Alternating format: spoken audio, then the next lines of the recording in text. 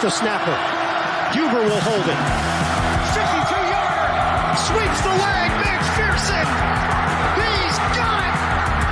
Cincinnati wins. Welcome to Sikkim 365 Radio. To send the 49ers to the NFC Championship game. Kick was down the middle and good! 49ers win it! Sikkim 365 Radio is presented by IdealMRI.com. High-quality MRIs for $497 or less. IdealMRI.com. Your health is important, so is your budget. 30 yards to win the game. Matt Gape boots it through. And the Rams, by the hair of their skinny teeth deep. The 3 o'clock hour is sponsored by Waco Custom Marketplace. Meats, sweets, Texas treats, and a cut above the rest. 425 Lake Air Drive, Waco. Looking to the end zone for the win! He caught it! Ball game! Chiefs to the championship game! Now here's David Smoak, Paul Catalina, and Craig Smoak. You know, most of the time, and our growth at Sikkim 365 Radio and 365 Sports on YouTube was college football related, although college athletics, we cover college basketball quite a bit, and Baylor being the defending national champion. By the way, congratulations to the women for the win against Iowa State emphatically yesterday, and we'll have that. We'll have a couple of comments on that. We will focus today on Florida State, LSU, and Texas when it comes to transfer portal success, and even Florida State with a little USF flavor. The Bulls, who had a nice early transfer portal signing class back in December.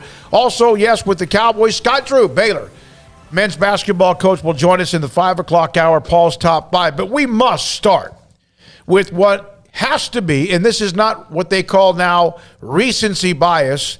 In all of my days, I have never seen 4 games with so much amazing drama and stars making plays and big plays to turn the momentum. And then yesterday to cap it off with that nuts, crazy Bucks against the Rams. And then, of course, the mother lode of the Bills and Chiefs. Well, and in the Bills and Chiefs, I've never seen two quarterbacks play so well in the same game. Just going back and forth and throwing haymakers. And it is unfortunate. I know a lot of discussion, is circulating around the NFL playoff rules, and that Josh Allen, lost that game when he called, tails and not heads. But, it does stink that has to kind of be the way. But, it giveth and it taketh away. But both those guys were just playing great. Cash, the defense is out completely. So had it been the Chiefs, the same thing probably would have happened on down the field the other way, and everybody kind of knows it. But, yeah, it was a fantastic NFL playoff weekend, unless you were a fan of any of the teams who are going to lose. But if you didn't have a dog in the hunt, if your team, pooed the bed last week against the 49ers, well, it didn't make the playoffs. You could sit back and watch and go, man, this is interesting. Did the Bills not have a chance to play defense and get a stop? They did. Yeah. Okay, yeah, I didn't think so. I thought, based on the way everybody reacted, that the Chiefs, when they won the coin toss, just automatically got a touchdown to win the game. At some point, you got to play defense. That's kind of how I view that. I don't necessarily agree that the NFL overtime rules are the best, but I think the fact that overshadowed just the game itself was a little bit ridiculous, because it's one of those hand-wringing exercises that everybody does like twice a year. Yep. Because you could go back to last year and find the same conversation, and the year before and find the same conversation. And guess what? We'll go into the offseason. They won't change it, and this will happen again next year. So it's kind of just the way that it is. So you kind of have to deal with that. And I do feel bad for the Bills. Great team, but it wasn't the coin toss. It was the fact your defense couldn't stop the Chiefs at all. So that's what ultimately lost you that game. But, I'm all for people debating on what the best overtimes rule should be, but I don't think that, the coin toss should be the story of the weekend or yesterday's games by any means. And that was a fantastic weekend. All four games were excellent. All four games had drama and suspense and roller coaster, plays, and just it was amazing. It was what you wish the college football playoff could be. Sometimes, I'm sorry, Craig. Sometimes you see players like Josh Allen, but you don't get to see him much during the year because of regionality, even though the NFL, every game's available. If you didn't know enough about him, you surely do now. One of the things, I agree with you, and I agree with you. Here's the thing about overtime. It's almost like using that as just something to bitch about. It's like the Cowboys' last 14 seconds instead of the first 59 minutes and 44 seconds, or 16 seconds. The game really was in overtime in the last 2 or 3 minutes of regulation. It really was. Yep. Anybody gets a stop there. There is no overtime. And yes, is there a better way? Maybe in the playoffs you change it where you just play 15 minutes, and if one team scores a touchdown, the other one, I don't know. I surely don't want to see it like the college football, although then there's some people like. The bottom line is that game basically was in overtime in the last 2 to 3 minutes of regulation. Yeah, that's what we saw. And yeah, I'm all for them, changing the overtime rule. But again, make a stop. Make one stop. Either team. Make it look 4th and 13. Okay, we're talking about people who are running wide open. Chiefs, 4th and 13. Yes. Make a stop. You have 4th and 13. You've done almost everything you can. Make a stop. You don't have to do that 13 seconds. Bills, kick the ball on the ground. Just squib it around. Even if somebody lands on it, it's still going to be a second. That's one more second. You never know. And maybe someone goes blank and they try to pick it up into one of those laterals all over the crazy place. But bottom line is, with all that, I'm not going to let that or the discussion about how the game ended. What a weekend. Mm-hmm. Every single game, all four, ended regulation with no time left and a field goal to win it or force overtime. It was beyond anything I've ever seen. And then Brady going down along with the Buccaneers, fighting like hell. The Rams were hyperventilating, and yet then they turn around and throw the deep ball. After the nice throw to Goff, they throw the deep ball to Goff, and they win it. It was insane. Excuse me. Cooper Kupp. It was insane. Absolutely, to me, was just there's not a lot of time. Now during this time of the year, I'll sit down and watch the NFL a little bit more in depth. But I am telling you right now, my God, that was fun. That was fun.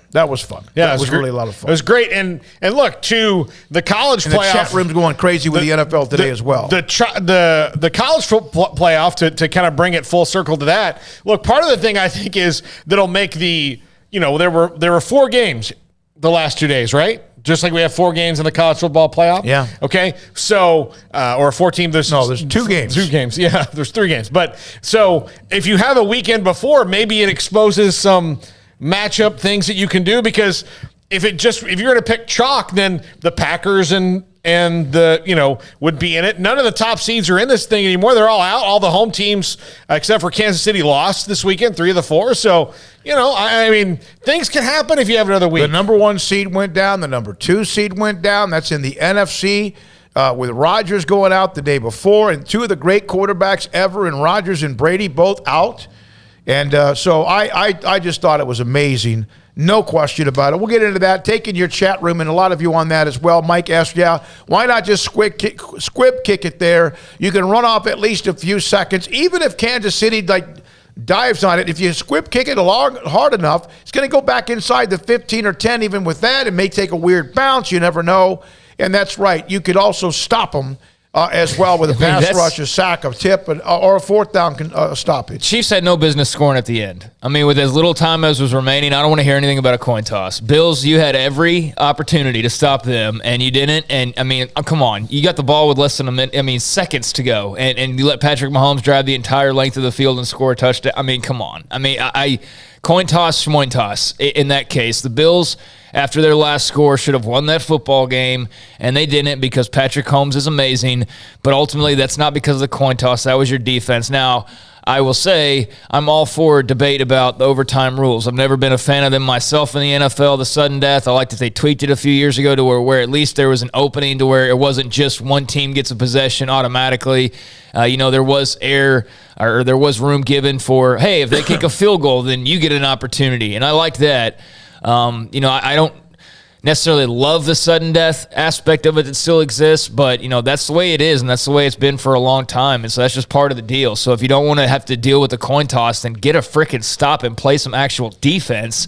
But we didn't see a whole lot of that in that game in particular, but that's also because this weekend was won by quarterbacks, by great quarterback play, and if you have it, you've got a great chance to be an amazing team, and if you don't have it, well, you better have, some amazing defense or something. But even then, I don't think there's a team right now in the NFL that if you don't have a quarterback, you're going to be able to hang with these remaining teams. I mean, you have to have it. It's a quarterback league, and I think there's clearly a difference in guys like Josh Allen and Patrick Mahomes. And I know that he wasn't in the playoffs necessarily, in this whole weekend that we're talking about and all that. But even the young guys like Lamar Jackson as well that are around the league, and of course there's many others. Stafford's an older guy now, but it feels almost like he's brand new because we're seeing him in this position for the first time. But these young quarterbacks in the league are definitely tearing it up. And, I think a lot of Cowboys fans are probably watching that game going, is Dak in this same group, or is he in the group below, or is he? Well, here's the thing, and Craig. I saw a lot of discussion about it, is why I bring it up. And no, I don't think he's in their class at all. I think there is a difference in why the Cowboys are not the Chiefs or the Bills or some of these other teams, because they don't have as excellent quarterback play, and that's just one of the differences. With Rodgers and Brady going out this weekend, you saw the next level or the next wave. Mahomes is already a part of that, but Josh Allen now is too. So the NFL's fine when it comes to the next. I don't know what Rodgers is going to do. I don't know what Brady's going to do. The NFL is fine, but you're right. You don't see many teams like the 49ers be able to do what they do with Jimmy Garoppolo. With all due respect, and they've done that before. You have to be really almost perfectly put together to be able to have Jimmy Garoppolo lead you, with all due respect, because he made some big throws to give them off to a nice start against the Cowboys a week ago. Yeah, you got to play perfect on defense. You got to run the ball like madmen, and they did that. As and much you got to be tougher than hell. Yeah. You got to be kind of a workmanlike team, right? And to put up with that weather, and then look, they were stuffed on defense. They didn't score an offensive touchdown. The Packers defense had their number, even in spite of, like, a couple years ago, Raheem Mostert ran all over him and scored 4 touchdowns. That was a little bit different. This time, the defense, held the 49ers to 6 total points. And their touchdown was on the block punt. Special teams was what eats up the Packers again. It's something they have not addressed all that well. Jack described to me in detail how bad it's been on special teams for the Packers for 5 or 6 years now. Yeah. D. Weeze on the chat room. Burrow's better than Dak. Mike asked Joe Burrow too in that next wave, no question about it. I mean, and he's got a little edge to him, and he's basically said, this is who we're going to be going forward. This is not like a little one-time little cute little thing that the Bengals expect to be here now year in and year out. And with a guy like Burrow and what they have with Jamar Chase and everything else, good for them for making the run they've made too. Jamar Chase is effing unbelievable. I want to say the actual word, but I'll just save it for another time where it'll be a bit more impactful. But you get the point. He is unreal. You mean you're going to save it for another time? The other word?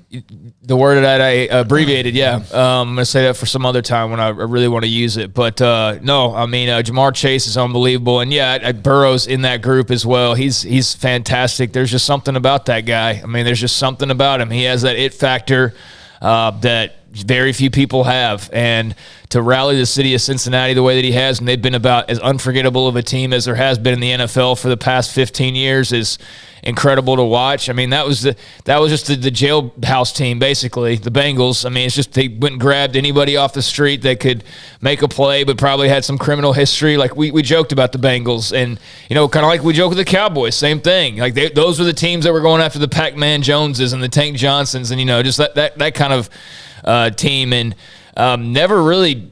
I guess, Andy Dalton was okay at times, sort of, and they good were enough to be a playoff team. Yeah, again, the playoffs would never win a playoff game with Marvin Lewis in particular. But then you get a guy like Burrow and Chase too. I mean, Burrow's not Burrow without Chase also being a part of the mix. And yeah, they've turned it quick, and it's been really cool to see that, and cool to see some new blood, and know that it's not just some fluke deal. Joe Burrow's not a fluke. Jamar Chase isn't a fluke. They're gonna, as a tandem and potentially as a team, be around for a while. But yeah, Burrow and Allen and Mahomes. I mean, the NFL is very well off, and Stafford's not, I don't think, anywhere close to being done right now either. And he's been erratic at times this year, so he came up big in the big moment. That was good for him. He's been very good. Isn't that why they went and got him? Yeah. Well, yeah, he's Matthew Stafford. I mean, he wasn't ever bad. He played in Detroit, and Detroit sucked. I mean, I had this debate with a friend of mine via text yesterday. He was like, Stafford's going to choke again. I'm like, look, he's only played in 3 playoff games, and he did those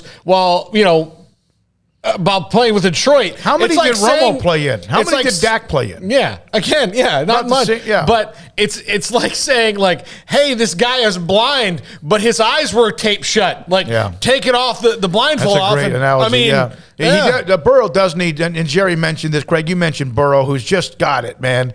Burrow does need an offensive line before he's crippled. Oh, yeah. That's going to be the key to whether or not they stay, where they are right now and potentially build off of that. I mean, that's the you look at Patrick Mahomes, and what have the Chiefs not done for him? I mean, they've done everything for him. They've made every trade imaginable, gotten every weapon imaginable. And if Cincinnati can keep Joe Burrow comfortable, then they've got a super bright future. And I can't wait to see that duel this weekend. But yeah, no doubt. I mean, they nearly killed him on Saturday. I mean, the Bengals offensive line got completely ran over, and they've got to address that immediately. But if they do, then they got a really special duo there in Cincinnati with that LSU flavor. But yeah, I mean, you look at the Final Four, and Jimmy G is clearly the worst quarterback standing. I mean, they are the outlier, no doubt. San Francisco, when you look at what we were wowed by so often this weekend, which was special teams, played a huge role and got more probably shine than it maybe has on any NFL weekend ever, just in total. The amount that we talked about special teams, both good and bad. But, I mean, Burrow and the Bengals are a great story. Mahomes and the Chiefs are the juggernauts. I mean, they're the team to beat and have been now for the past couple of years. Stafford in L.A. is a fantastic story just because we know, I mean, L.A. is another team. They've done every trade imaginable, brought every star on board imaginable, and, Stafford was kind of that missing piece potentially. And then there's the 49ers, and then that's just defense and hope that Jimmy G doesn't screw it up for you, basically. And here they are. So, yeah, it's a great Final Four, and it was a fantastic weekend of games. One thing we did see was defensive fronts who get after you. We saw what San Francisco did to Dak last week. It turned around by everybody. I think everybody was sacked at least once, and they should be in a game like that. Burrow sacked 9 times. Rodgers 5 times. Garoppolo was sacked 4 times. Brady was so uncomfortable. And who wouldn't be? And he also threw a terrible pick at the end of the first half. And they got a break when the Rams fumbled at the 1-yard line when they were up at the time 27-3 or whatever it was, 20-3. So, I mean, we saw Josh Allen is like a robot good. like crazy good, and I just hope they don't run him enough to where he, takes a hit one day. He's a big dude. A 0-star prospect who will forever be used as the example of why the recruiting guys don't know what they're talking about. But I do think also Josh Allen is maybe the case for why the transfer portal should work. Guy goes to JUCO and then all that, like he can play his way up and get better. But yeah, Josh Allen, he's been announcing his presence on the scene a little bit the last couple years, but this game was the one. It's like, okay, now you're going to have to reckon with me and this team for a while. Gabriel Davis, 200 yards receiving and 4 touchdowns, and he's not Stephon Diggs. I mean, he's the third wide receiver, maybe the second. I don't know. Breaking, yeah. I mean, it depends on where you slice him up between him and Cole Beasley. But yeah, it was great. And you think for a second, I have a buddy who's a Bills fan who has, him, Todd Zeidler, has 2 sets of twins. And when Gabriel Davis scored that 4th touchdown, I said, if you've got a 3rd set of twins, are they named Gabriel and Davis? And, The leading rushers over the weekend. You want to talk about great running backs, and sometimes, again, I'd rather have one. I'd much rather have one than not. But the money you spend on them. The leading rusher in the last weekend was Patrick Mahomes and Josh Allen with 69 yards and 68 yards. And Mahomes had a long one, like a 30-some yarder as a scramble right up the field. Josh Allen was used like you would, like a wildcat at times. That's interesting when you look at that. Of course, Derrick Henry was not 100% but played, didn't do much. But that's interesting because Aaron Jones gets paid a lot of money with Green Bay, and he didn't get a lot of yards. And so what a weekend. I just thought it was fantastic. We start off with that. Well, I mean, who today. had Deontay Foreman getting, 60-something yards for the Titans? I mean, because so much was talked about Derrick Henry. 4 carries for 66 yards. Yeah, I mean, he's been an afterthought, quite frankly, but he had a couple carries that mattered and, not enough ultimately for Tennessee. But yeah, there were a lot of just unexpected stars and yet then expected stars who did what stars are supposed to do, like Mahomes and Allen and Burrow and Chase and so on and so forth. How about the fact that one of the biggest plays of the entire weekend was made by a Baylor Bear? Yeah. Clay Johnston. Yeah. I mean, his goal line stop against Derrick Henry in the Tennessee game, the Tennessee-Cincy game. I mean, that was a huge play in that game for the Bengals, and Clay Johnston made that play and tripped up Derrick Henry and stopped him short. And I don't know how many people even knew Clay was on the Bengals at this point. Many probably thought he was still on the Panthers, who follow Baylor players. I happen to know that, and not because I have followed along like every week, but I happened to a couple weeks ago just go, man, I haven't looked at the Baylor NFL rosters in a while. And there's obvious guys, like I know where Xavier Howard is. I know where, some of those guys are. But then there's guys like Clay who they might bounce around to like 17 teams, practice squads and all of that, and you just never know where they land. So I was like, man, it's been a while. I need to go check that out.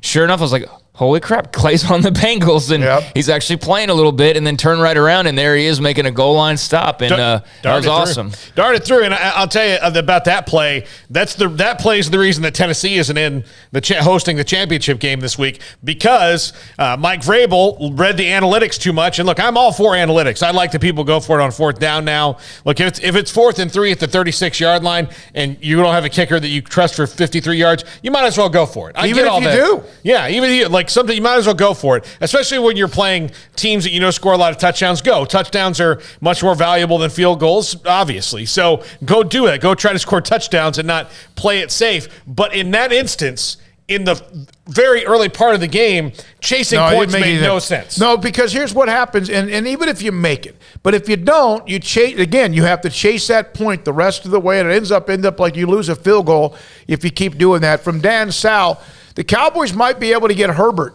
No. I know the Chargers are financially, there's some issues there. There is no way L.A. Chargers are going to let Justin Herbert walk. By the way, he's only his second or third year. His second year. The other thing is that got 5 years with him. If the Spanos family has enough problems, they'll just sell the team. And Justin Herbert, being the quarterback of that team, is an asset that makes it much more sellable. The other thing is Dak's not going anywhere. Dak, if you want, didn't he just sign a new deal? He just signed a new deal. I mean, that doesn't always mean anything, though. He's not going here in the next 4 years. Yeah. And the other thing is that if you want to list the litany of problems that the Cowboys have, you're at 25 before you get to Dak Prescott. Now, is he as good as Josh Allen or or Patrick Mahomes or maybe even Joe Burrow. No. But there's only 6 or 8 of them anyway. But Dak had his opportunity, but he just... You can win the Super Bowl with a quarterback with Dak Prescott's skill set and ability. He is not the problem. Dak is not the problem. You think he's really down 25th reason? And I'll tell you, I may be exaggerating, but like going back, the guy before him, Tony Romo, was not really the problem either. The problem with the Cowboys is that whatever they are bad at, whatever their little thing that they can't mask, the Chiefs and Bills masked whatever their problems were enough to get to this point. You know, the Packers masked their special teams enough to get to this point. Whatever they're bad at, they suck so hard at it that it cost them games. And this year it was penalties. They were so bad at committing penalties. Well, let's not even give them any time. So, yeah, but you know what? They don't I'm just answering the question. I know. No, but you know what? That's one of the things that I saw all of last week. I saw for 5 consecutive days after their loss to San Francisco, nothing but what was wrong with the Cowboys in the 14 seconds instead of the teams that are playing to have a chance to win a Super Bowl. But you're right. There are many more problems they have than just that. I think it's also just natural. I mean, we're in Cowboys country, and I think people are watching those games this weekend and going, why aren't the Cowboys in this game? And you're not looking at these teams and going, gosh, that team's here because they have less penalties. No, you're looking at them, you're going, they're here because Joe frickin' Burrow just made an amazing play, or they're here because Patrick Mahomes just made an amazing frickin' play. So, I mean, we're guilty of the always. 3 quarterbacks of the 4 are all stud muffins, right? Yes, absolutely. Stud, and young, too. Yeah, and you can argue they're better than Dak, or potentially are close to, if not better than Dak already. And so I think that's where people's brains are because, yeah, I mean, the Cowboys have more problems than Dak Prescott. They've got a lot more problems than Dak Prescott. But there are certain guys who just seem to have it, and then guys that don't. And I think people are in a position right now where they're not sure if Dak has it or not. I think there are some people who believe that he does, and there's some people who just absolutely refuse to believe, and there's a bunch of people in the middle that, like, man, he seems like he's good enough to have it, but then he does things that show that he might not. And I just think Cowboys fans are searching for answers because they're seeing all these people celebrate. And where do you point first? You point at the head coach or you point at the quarterback? Well, they have had their wilderness of quarterback issues after Aikman eventually was just basically forced to retire. And then they got lucky as hell with an undrafted player in Tony Romo. And then they got fortunate with Dak, who's a 4th-round pick, right, out of Mississippi State. But Cowboys fans, you can't have Aikman and Staubach every year. Yeah, D. Wees.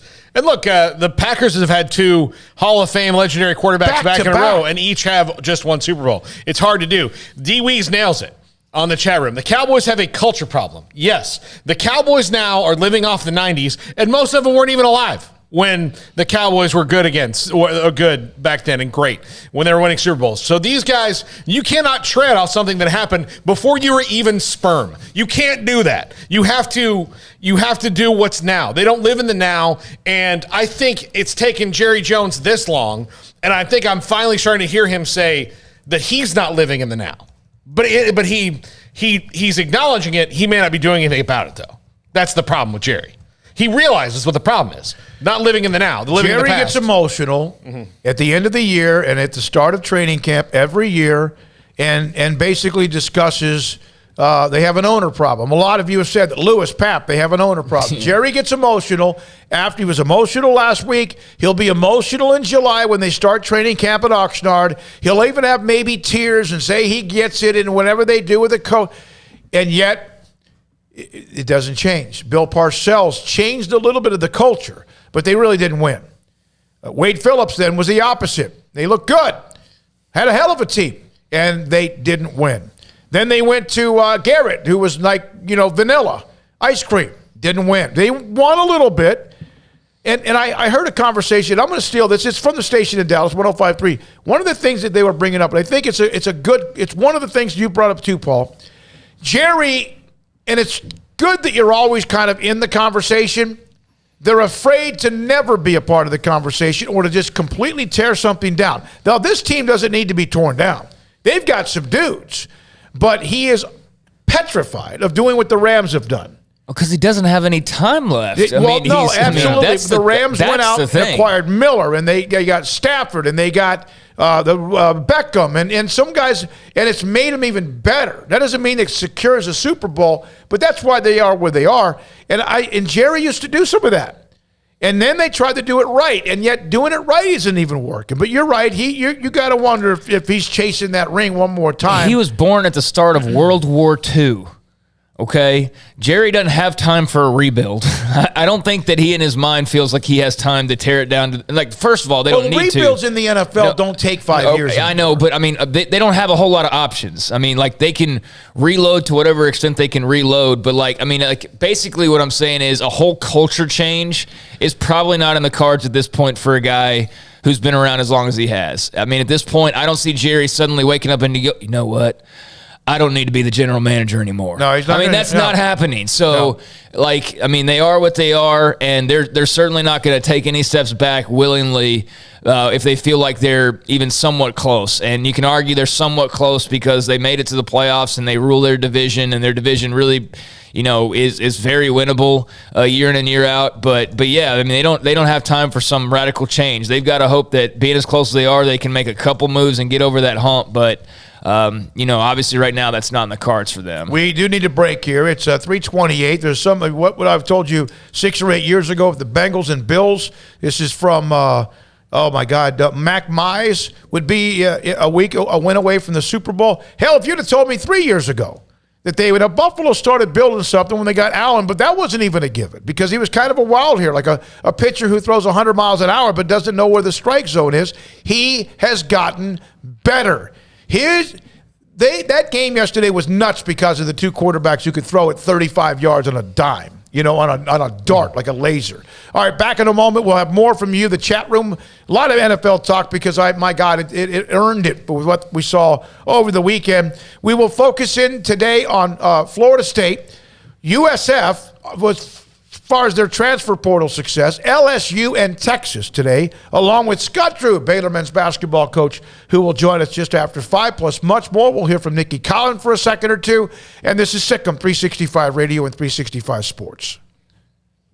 BetUS.com. NFC Championship, AFC Championship this weekend.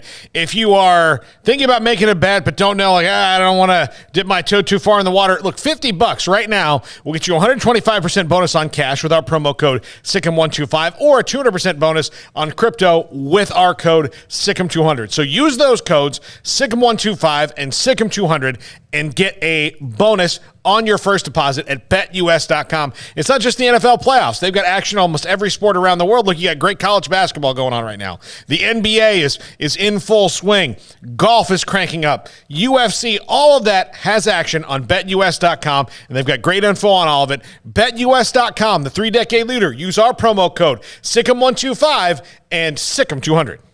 Kick off your new year with the Start Something New sales event. The 2021 Chrysler 300 has total values of $4,000 or 0% for 72 months and $2,000 in bonus cash. And the new 2021 Dodge Charger gets 0% for 72 months. For all first responders, get an extra $500. Shop for power, performance, style, and reliability today from Allen Samuels in Waco with the Start Something New sales event. Come by. Let's be friends. See dealer for details. All offers have credit requirements.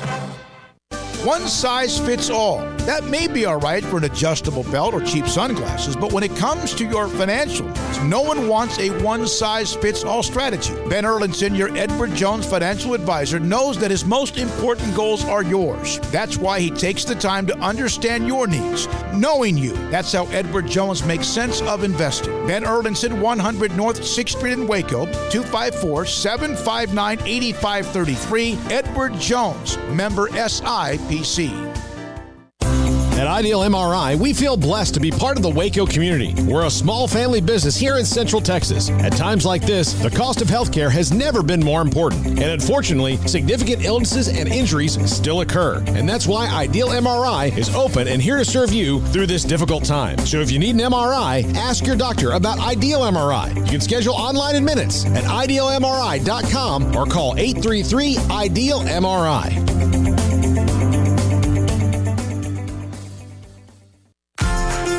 Automatic Chef Canteen is a full-service micro-market vending and office coffee provider with state-of-the-art vending equipment, a wide variety of products, and offering custom-fitted micro-market vending office coffee solutions for your employee break room. You want a full break room solution and a workplace oasis? Well, Automatic Chef Canteen, locally owned and operated for over 50 years in Central Texas, also includes in-house mechanics on call 24/7 for fast, reliable service and maintenance. Automatic Chef Canteen, 6900 Imperial Drive in Waco, or online at automaticchefcanteen.com. With so many companies and policies out there, it gets so confusing shopping for insurance, and I never know if I'm getting the policy that's right for me. Luckily, I met the team at the Nicki Group Insurance Agency. With the Nicki Group, you can go to one company and get access to coverage options from many insurance carriers, and you get to speak to a real person about your specific coverage needs. With the Nicki Group, I know I'm getting the right coverage at the right price. If you need insurance, talk to the experts at the Nicki Group at 1-800-258-8302. You know what would make this moment better? Pizza. Dough made from scratch and an Italian family sauce recipe pizza. 3 fresh signature cheeses making a melty blanket of perfection pizza. Like loads of premium toppings like crispy Old World pepperoni, savory Italian sausage, and fresh sliced veggies pizza. That's Marco's Pizza. Visit marcos.com and make any moment better. And with 4 locations in Waco, Belmead, China Spring, Woodway, and soon to open in Robinson. Marco's. Pizza lovers get it.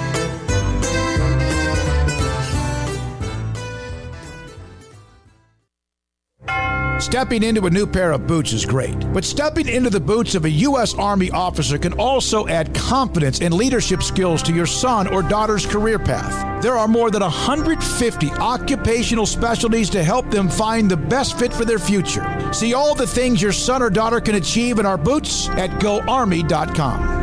U.S. Army Waco Recruiting Company, 254-598-8131 or 254-776-1543. Welcome back to Sikkim 365 Radio.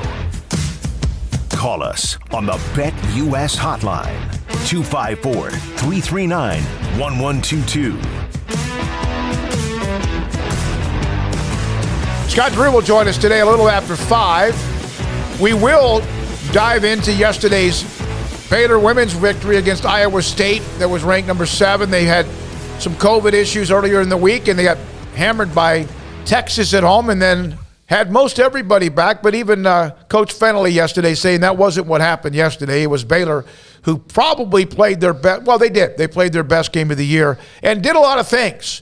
That what Nicki Collen wants to do. We'll hear from the players and what they had to say and a little bit from Nicki Collen as well. Couple of notes about Baylor. They got another commitment today. It's a young man from our area in Central Texas, Javion Wilcox, a safety from Lake Belton. I talked to his coach, Brian Cope. They have a wide receiver named Micah Hudson, who's a stud. Javion Wilcox from Lake Belton gave a commitment to Baylor earlier this afternoon. Well, Micah Hudson is somebody from the 2024 class that's already got offers from Ohio State and Oregon and Cincinnati and Texas and A&M, etc.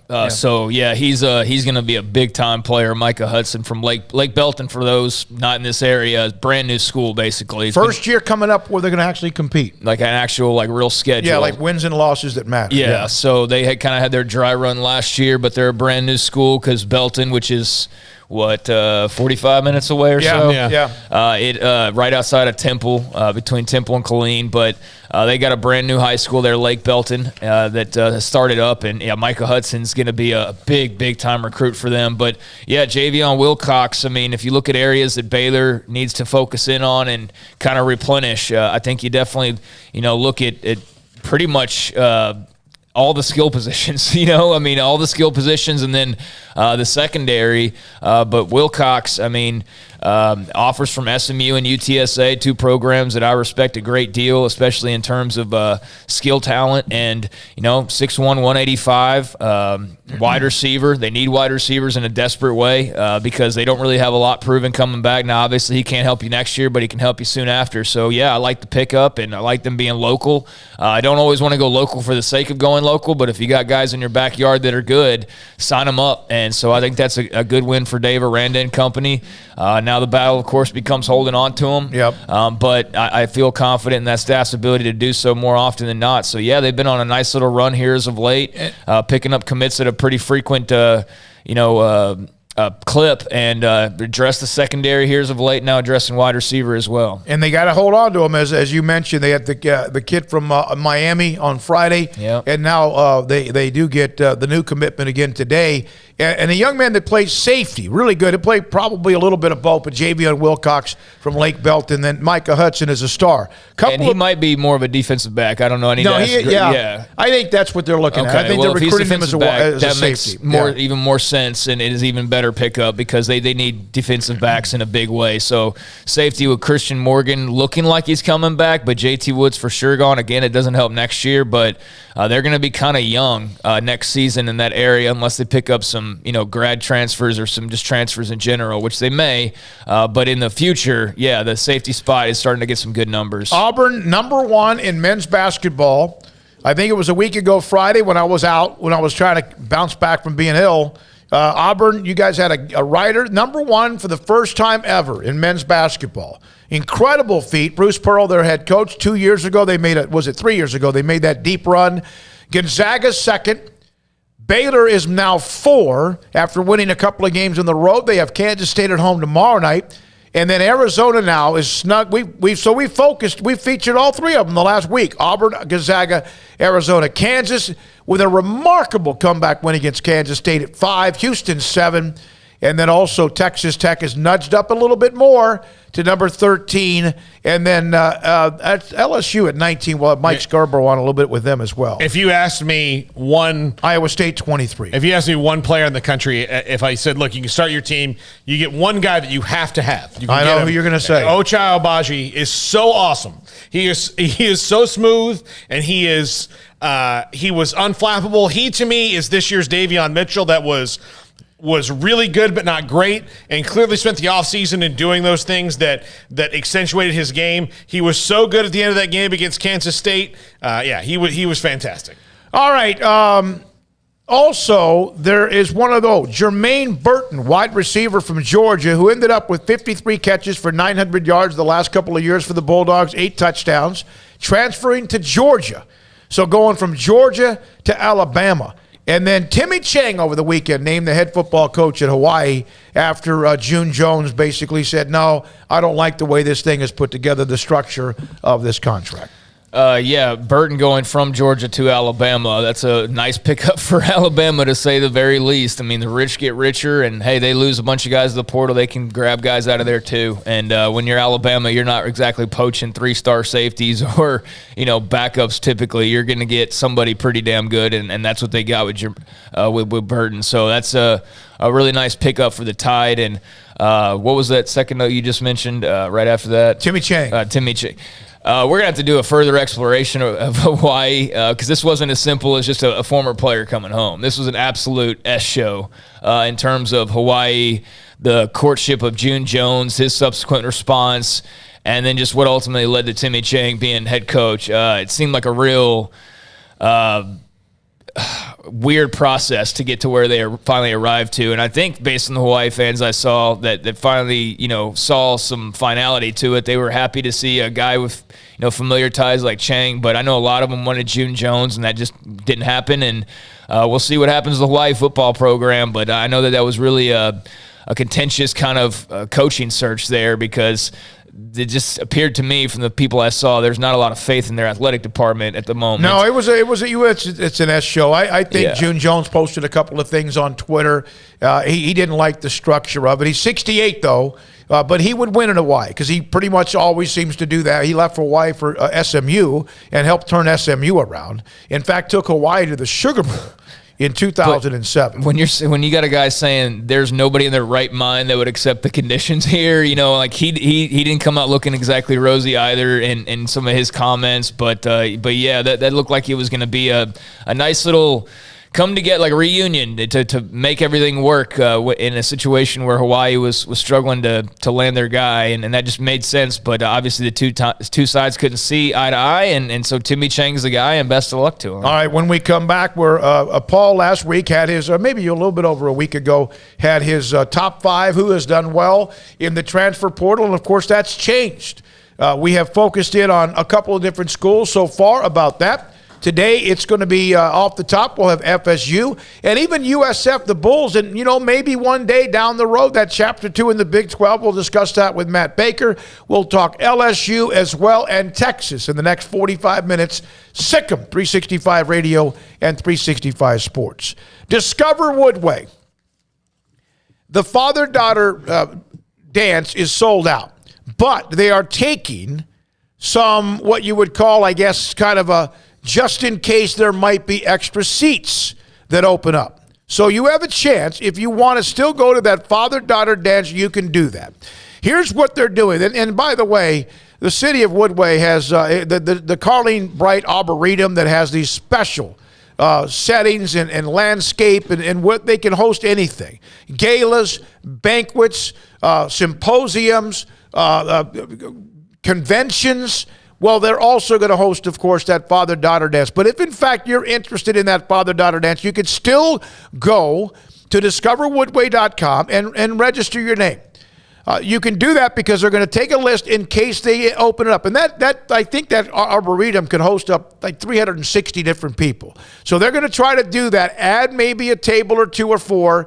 And if you put your name on the list, you can be a part of that. And what a special night would be for you, your daughter, and or daughters. But again, as I mentioned, they allow outside catering for special events. Sometimes when you do something at a certain place, you're stuck to not stuck, but they have their own particular places that cater. And sometimes it's what they do in their own kitchen. So you got to have a little freedom there if you want as well. It's discoverwoodway.com. And don't forget, if you come to Waco for any kind of tours, Magnolia, the Silos, or basketball, they have 7 hotels as well. Payments for qualified buyers only at 2.9% with $5,000 down cash or trade. TTL Extra. See dealer for details. It's New Year, New Ride time at Richard Carr. New Year pre-owned deals like a 2017 Dodge Challenger for $272 a month, a 2019 Ford F-150 for $422 a month, or a 2014 Cadillac CTS sedan for $227 a month. Our vehicles go through a 172-point inspection and we pay top dollar for your trade. 100% approval is always our goal. Find your next car or truck at Richard Carr. At Richard Carr, we give you more. Baylor Scott & White Southwest Sports Medicine and Orthopedics, the team physicians for Baylor Athletics, diagnosing and treating all sports-related injuries, including concussions. These specialists also provide orthopedic services for athletes and non-athletes alike, whether it's knee or shoulder pain, hand or wrist injury, orthopedic spine care, and even an arthritis and total joint clinic. Trust the doctors Baylor Athletics trusts. Baylor Scott & White Southwest Sports Medicine and Orthopedics wants to get you back in the game.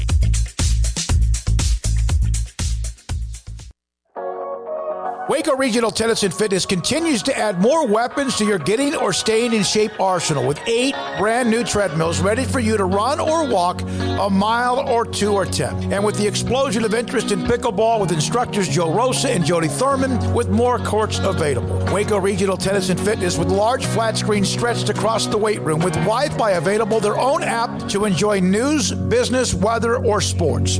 Everywhere you look, there's energy, passion, and commitment. New touchless water fountains outside of each locker room, and all the locker rooms with showers, sauna, and whirlpool. Upgraded PA system throughout the world-class tennis courts with a youth academy led by pro Britt Coleman. Fitness and tennis merchandise available and a tanning bed. I promise you'll look and feel better. You just need to walk through the front door. Waco Regional Tennis and Fitness with personal trainers Christy London and Randall Corley. 40-plus group exercise classes, including twice-a-week boot camp. It's time to react today, not tomorrow. Waco Regional Tennis and Fitness on Lake Shore Drive in Waco.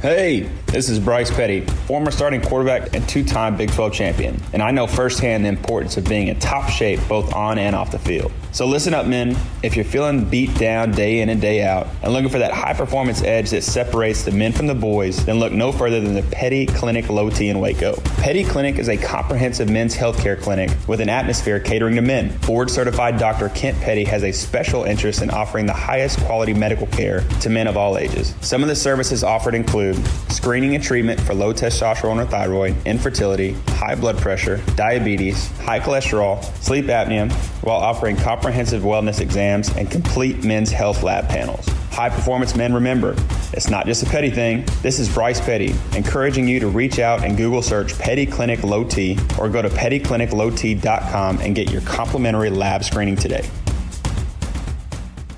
From the first workout to the last practice, sports is an incredible and rewarding challenge. Hi, this is Dan Ingham with the First National Bank of Central Texas, and we're proud to support each athlete, every parent, and our educators. From families, small businesses, to the biggest industry, we're here to help. With remarkable products like our free First mobile app, we've got banking ideas that fuel big dreams. That's the First National Bank of Central Texas. Familiar faces making local decisions. Member FDIC, Equal Housing Lender. In the market for a quality metal building? Since 1943, Pioneer Steel and Pipe has helped Central Texas residential and commercial customers with metal building design, panel options, building components, and trim options. Pioneer Steel and Pipe's residential line is energy efficient, offers low maintenance, reduces insurance payments, is impact resistant, and carries up to a 45-year limited warranty. In addition, they can also help you find a metal building contractor for your project. Pioneer Steel and Pipe with locations in Waco and Bryan and at pioneersboys.com.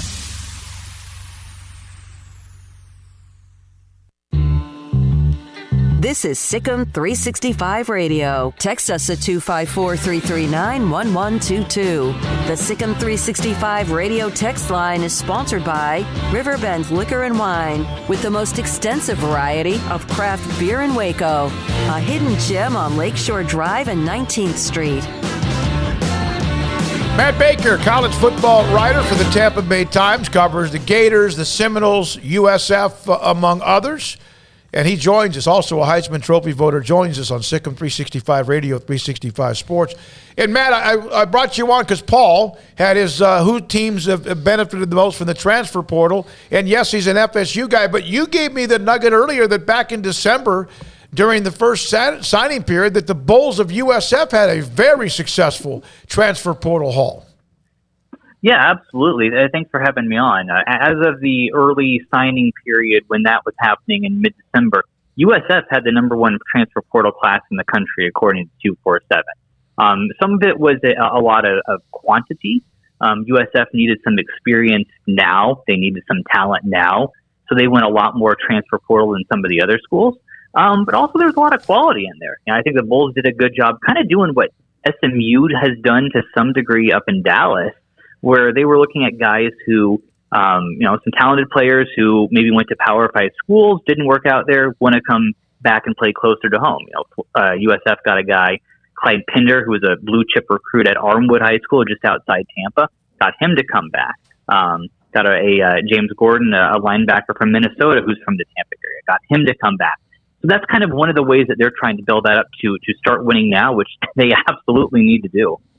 All right, for FSU, Mike Norvell, I think he probably has a little bit more leash than most of the people would give him, in that they just changed athletic directors. It was way worse than I think a lot of people understood, and he's done a pretty good job so far at FSU, but he really needed to kind of crush this transfer portal at wide receiver, and he appears to have done that so far. Now, we haven't seen any of him play, but that's where they're at.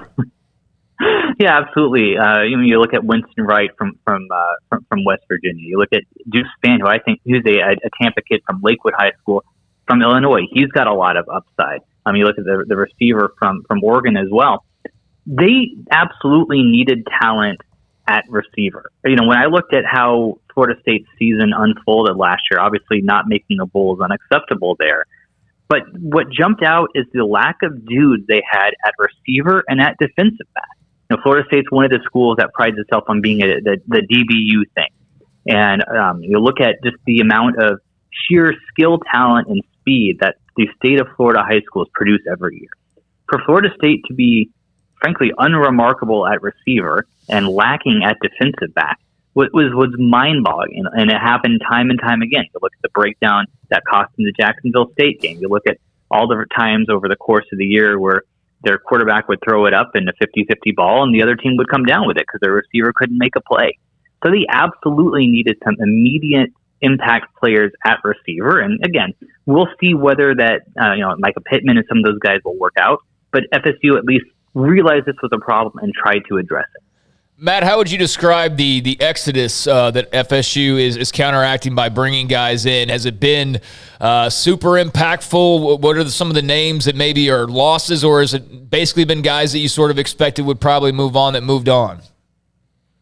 Yeah, so I think we have to remember just all the transfer, all the chaos that has happened at Florida State the last couple of years, right? I mean, it's not that long ago where Jimbo left. And then the mess that happened thereafter and Willie Taggart, and then you have a transition class with Mike Norvell, and those are always really tough. And the early signing day, it's a hard thing where you're going to have a lot of attrition. So you kind of add those up, and there have been a lot of players leaving, including a lot of really talented guys. Jalen McCluster, a linebacker from here in the Tampa area that I thought was going to be that is talented. I thought was going to be a playmaker. Chubba Purdy, who was supposed to be the quarterback of the future, going to Nebraska. So to some degree, this is what's expected. But Florida State's also bringing in some guys, trying to balance it out with some guys coming in. Will it end up being a net win for them?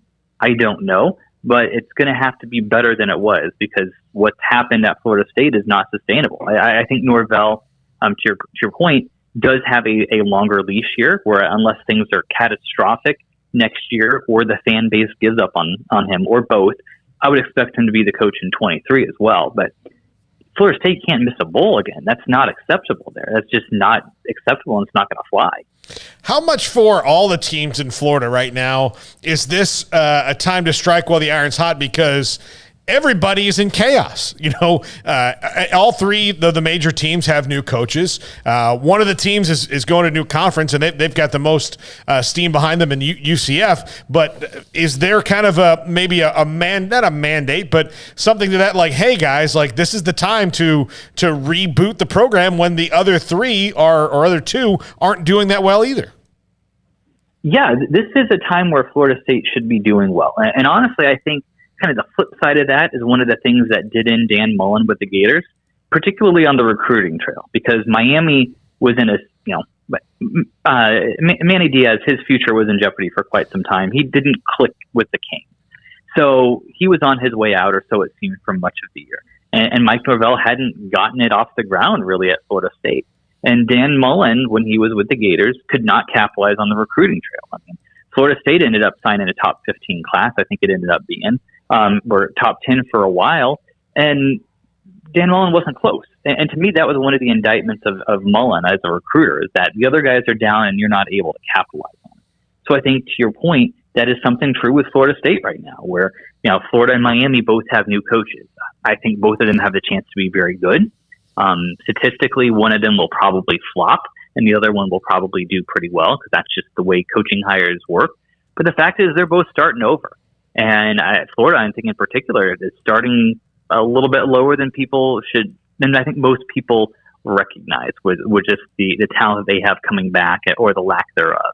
So there's going to be some issues with the Gators, and there's going to be first-year issues with the Canes as well. And this should be a time where FSU should capitalize on that, certainly on the field, but also in recruiting in the portal as well. Matt, as you know, as you mentioned, UCF is a part of the future of the Big 12 in 2023, and I know that is something that they're pumped up about and ready for it. And then there's always still that kind of, it hasn't really been much said the last several weeks, but the possibility that USF could be a part of a second wave or a Chapter 2. Have you heard much about that in your area? So USF, I think, is going to be a very interesting school to watch moving forward. Obviously, I'm biased because I'm 30 minutes away from their campus. But they are making a lot of steps, trying to do things to fix their problems. On the field, they have not been good the last few years. They have been bad, and some years very bad. And that's not acceptable. And they're trying to change that. And they're being patient with their head coach, who definitely needs more time to see what he can do or what he can't do. But USF got way behind in facilities. I mean, way behind. They just broke ground this year on an indoor practice facility. I'm not a huge facilities guy, but in the state of Florida, where it rains every single day from June through September, you need an indoor facility. And they finally are making progress on the ground. I have seen it. That's happening. The other big thing is they're working on building an on-campus football stadium. That's still years away. They're still in the planning stages. Where would it be? How much would it cost? That sort of thing. But they realize that what they've done with facilities over the years of being stagnant, that did not work. And, their little brother is now the big brother. UCF has lapped them and gone ahead to the Big 12. And if USF isn't careful, if it continues to do nothing or not do enough, it's in danger of getting left behind. And depending on what happens with super leagues and all that stuff, it's an existential crisis for the Bulls. I don't think that's an exaggeration. So I say that to say USF is doing a lot of things behind the scenes to try to get the infrastructure in place and to try to start winning more games. Again, that's why the transfer portal class was so big, so that when this happens again, when there's another wave, whether that's in 1 year, 2 years, 5 years, 10 years, whatever it is, USF is in position to capitalize on it the way the Bulls and the way Houston and BYU and Cincinnati were this time. Matt, good stuff. Really good stuff across the board, the state of Florida. Thank you, Matt. Matt Baker, Tampa Bay Times, with us on 365 Sports and Sikkim 365 Radio. A couple of notes again. Scott Drew will join us in a couple of hours. No, yeah, about an hour or a little bit after an hour, depending on some media sessions that are going on today at the Farrell Center. Hell of a game tonight in the Big 12 in men's basketball. We'll come back with that. Also a nugget from David Kay about Baylor men's basketball and their road record after winning Saturday in Oklahoma. And the lady women's basketball team, Baylor, with a huge win against Iowa State and what that means as well. We're not done. A lot to get to. Sikkim, 365 Radio and 365 Sports. IdealMRI.com. They can help you find out what hurts so much that you are not able to function a normal day. Sleeping, focus, you can't work. I'm kind of moving my back around because it's a little bit sore, but let's say it's something that it really hurts and you've talked to the doctor and your doctor has said, we need an MRI. You then ask them to make sure they call Ideal MRI. If you live in the Central Texas area or you live within closing distance where it doesn't take long to get here, it's worth the drive because they'll save you money. One, they have a state-of-the-art technology MRI machine that's phenomenal. I've been in it. Two, their MRI costs $497. Not once, every time or less. And they'll also help you with filing the insurance papers as possible as well. Ideal MRI with Dr. Rob Maxey, Lau LeBlanc, the Texas specialists are amazing. And when you do get there, you don't have this big, large waiting room with 50 other people sitting in it waiting for your name. Nope, they'll get you in very quickly, get the MRI, and you are done. And remember, they can save you a ton of money. The average MRI is $1,100. IdealMRI.com. Baylor University is where lights shine bright. So, let there be light. Let there be roommates and teammates, scholarship and championships. Let there be fresh starts and new traditions, fast friendships and lasting impacts. Let there be laughter.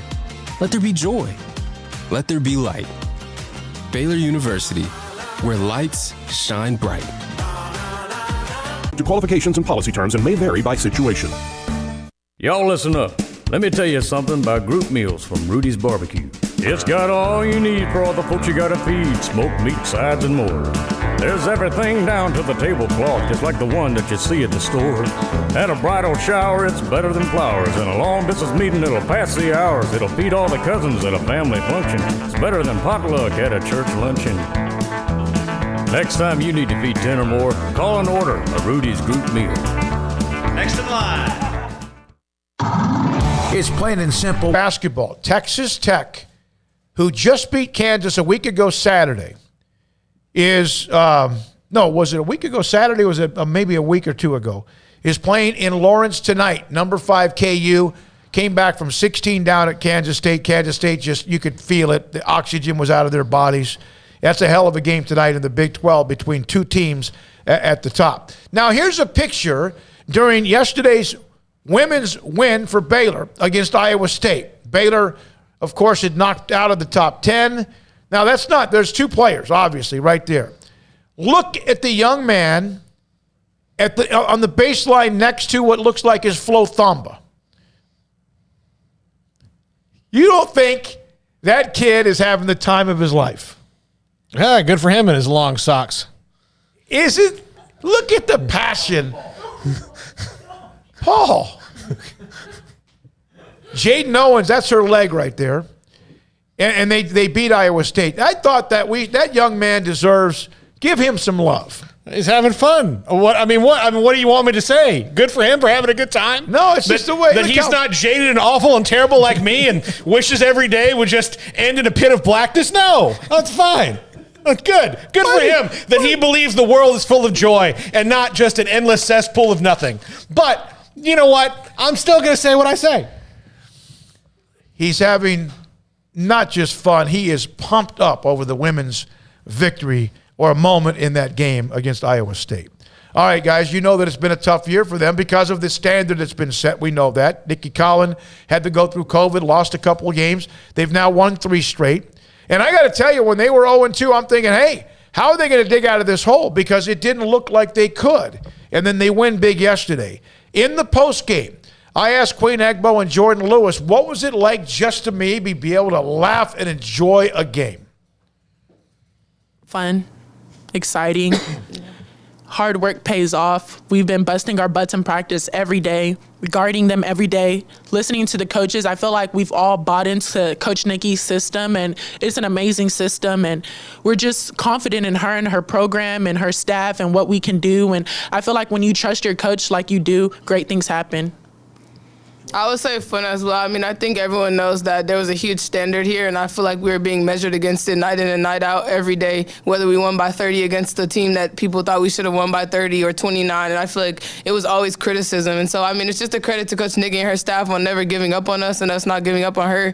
And I think she's instilled, like, a lot of things that's going to go a long way here. And so, I mean, it's just fun to get back out there and just see, like Queen said, like, all your hard work paying off that nobody sees every day, but everybody criticizes on the surface. All right, so you could tell that they had a little bit of a... I think they've been listening to outside noise at all. Yeah. Jeez. And in fact, Nicki Collen brought that up, and I asked Nicki the question and a little bit later on in the press conference. I said, so you guys hear all that? And she was honest. She said, listen, if I could go without Twitter and Instagram, I would do that. But as a basketball coach and with recruiting, I can't. I have to be on it. She's not on Facebook because most of probably the players she's trying to recruit aren't really Facebook. But she made it very clear. 71 years old. Right.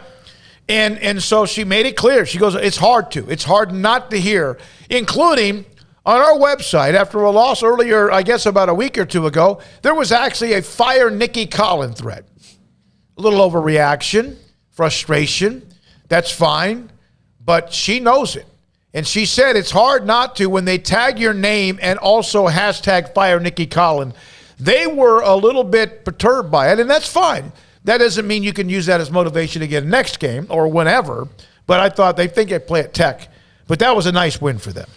Yeah, it's silly, though, to think that the next – I mean, it's not fair to the next coach to put the expectations on of what they were, because there's only 4 or 5 coaches in the country to that caliber that have those kind of skins in the wall that Kim Mulkey did. So when Kim Mulkey left, you can't just go and say, okay, well, Kim Mulkey's gone. Let's hire Gino Ariyama. That's the only one that's better, right? Maybe Don Staley will come here. Well, no, they're not. You know, Kim leaving was an outlier in how this normally works. So when an outlier happens, you can't just flip the switch and make it all better. I mean, there's going to be some attrition. And for the most part, if you look at it, they're still a pretty darn good team. They still have one of the best players, if not the best player in the country, in Alyssa Smith. And if they can stay healthy and not have to play, 7 players, 6 of them the lion's share of that time, with the 7th player only getting about 4 minutes, then they'll be fine. Yep.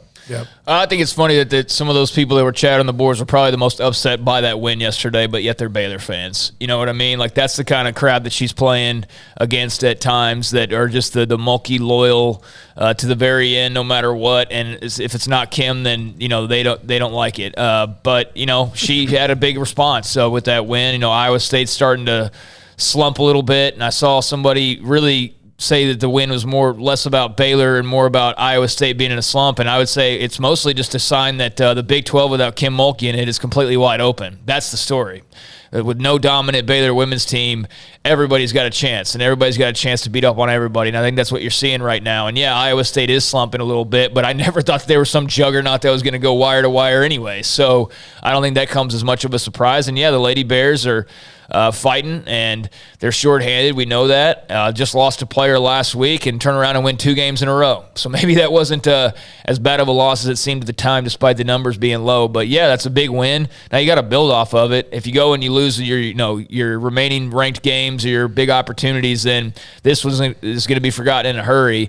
But they needed that, and they needed something to feel good about, and they've got something to feel good about right now. So now they just got to keep it up. But, I was glad to see them get that win, keep themselves, in that Big 12 championship race, and we'll see what they do from here. But they needed that in a major way, so that was good to see. All right, when we come back, Mike Scarborough writes for Tiger Bait.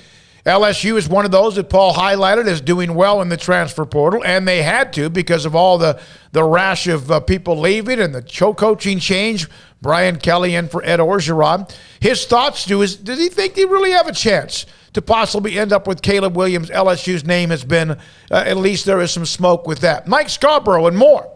Sikkim 365 Radio and 365 Sports. Richard Carr, Buick GMC Cadillac, got a lot of great deals going on right now at Richard Carr, as they always do.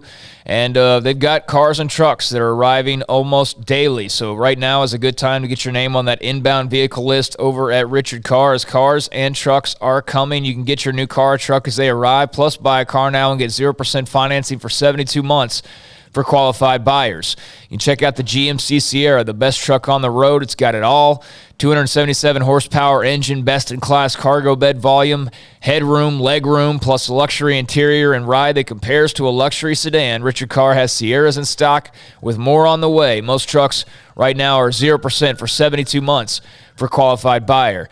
Richard Carr GMC Buick Cadillac also has 11 different SUV models to choose from with dozens of trim options. They are a one-stop shop to find that perfect SUV for your needs, whether it's a fun and nimble Buick Encore or the sophistication and luxury of a Cadillac Escalade. Richard Carr has the SUV you need, so call now, come by now, or go online to find that perfect SUV ride for your family. And they're also loaded with premium pre-owned cars and trucks. All of them have gone through a 172-point inspection, and they have over 10 lenders who will do what it takes to get you in a car today, as 100% credit approval is always the goal. So trust the good local people you can count on for over 20 years in Central Texas. Proud Wacoans and proud Baylor Bears. Log on to richardcarr.com today or go see them off Highway 6 at the Imperial Exit.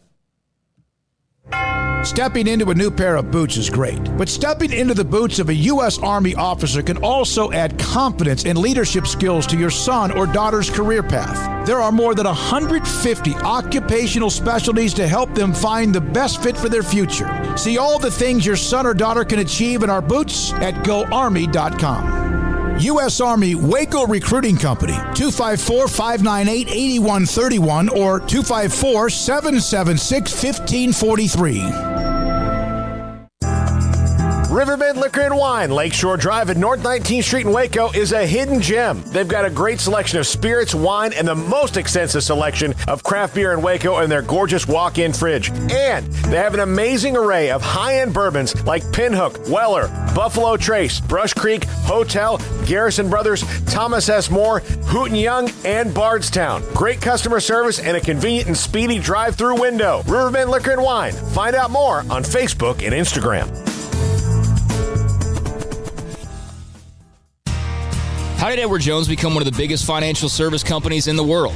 By not acting that way. Financial strategies, one-on-one advice, it's a big difference. And that's why Brad Wilson, your Edward Jones financial advisor, makes sense of investing. Experience the difference for yourself. Brad Wilson, 250 Sharon Drive in Woodway, 254-776-4337. Edward Jones, member SIPC. Do you or your kids get nervous about going to the dentist? Stonewood Dental, Dr. Steve Childress, he can help. I've spent a career taking care of patients who as children had bad experiences, and now they're adults that hate going to the dentist. If I get a kid at 3 years old and they come every 6 months and it's a happy experience, it's normal for them. Now they have an accident at 6 or 7 or 8 at school. Now they have a broken tooth or a trauma. And they have to come here. They're used to lights. They're used to the water in their mouth. They're used to experience. They already trust us. It's amazing what we can do with that kid without it being a negative thing. But if I see a 6 or 7 or 8-year-old that's never been to the dentist, and now they have a trauma or an unfortunate unexpected toothache, it's harder to do that for that kid and it not be somewhat of a negative experience. So bottom line is I try to teach kids and adults and teenagers and everybody the way I'd want my family treated, which is where it's a necessary part of life. You just take care of it. It doesn't have to be that big a deal. Learn more, stonewood-dental.com. Born in Waco, Brotherwell Brewing exists to serve the Central Texas community with locally crafted beer of the highest quality. They want to bring Central Texas closer to the brewing experience so everyone can enjoy well-made beer as much as they do. For 2.5 years, they've been bringing high-quality beer to Central Texas at their location on Bridge Street in East Waco. Brotherwell Brewing believes in community and bringing people together to enjoy products made in their community. So for your game day, whether it's a tailgate or at home, stop by Brotherwell Brewing for high-quality craft beer made right here in Central Texas, 400 East Bridge Street, and check them out online at brotherwell.com. Brad Boozer, Boozer's Jeweler, joins us on Sikkim 365 Radio. I've seen people walk in there. First of all, you have so much to show, whether necklaces, bracelets, rings. You have the watches. You have numerous great watches as well. You really have pretty much everything, don't you, when it comes to jewelry? That's correct. Kind of a one-stop shop and all. And the fact that we have the 2 jewelers on staff, the repairs we can do, the fixing of your jewelry, and the remaking of any jewelry has really set us apart from anybody else. You want to know why they're successful? Brad Boozer, the owner of Boozer's Jewelers on the corner of Valley Mills and Lake Air in Waco. Welcome back to Sikkim 365 Radio. Have you subscribed to our YouTube channel? Search 365 Sports on YouTube. All right, here we go. The Sikkim 365 Radio, 365 Sports. And Craig Smoak, Paul Catalina, David Smoak, along with Armstrong Sims and Jack McKenzie, run the mothership. Jack's on his way to the Farrell Center for basketball media session. Scott Drew a little bit after 5, joined by our good friend Mike Scarborough, TigerBait.com. He covers LSU. And I wish we could publish some of the text messages, Paul, that you and I get from Mike when it comes to I don't him wish covering. that. There's a brotherhood of bond. No, there it's kind of like what secrecy. happens in Vegas. Hey, Mike, thank you very much. Paul did a transfer portal. Who's been the most successful? A top 5 about a week ago. LSU seems to be obviously doing well, and they could even do better. Your thoughts about what they've done so far? Well, it's by necessity. LSU's got a lot of holes to be able to field a team next season that's competitive. Obviously, you know, the way that Orgeron left the program, it's they've got to get some immediate help. And I do think they've done a darn good job. I still think we're waiting to see if they're going to bring a center in. But I pretty much think where they're at right now, you know, waiting for the Converse kid from Oklahoma State to find out what he's going to do. Last date of enroll is Thursday. But, yeah, I think that a lot of people are excited here, and then we'll wait to see how many spots are left over after next Wednesday with the high school kids, because I think they want to have, you know, maybe close to a handful of open spots to be able to use after spring football. You know, might there be another quarterback that they pursue?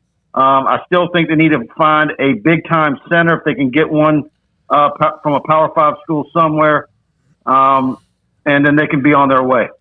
Mike, it's not just about quantity, which they needed. You're saying they have had some good quality, and that it's not just warm bodies to fill the spots to save the exodus.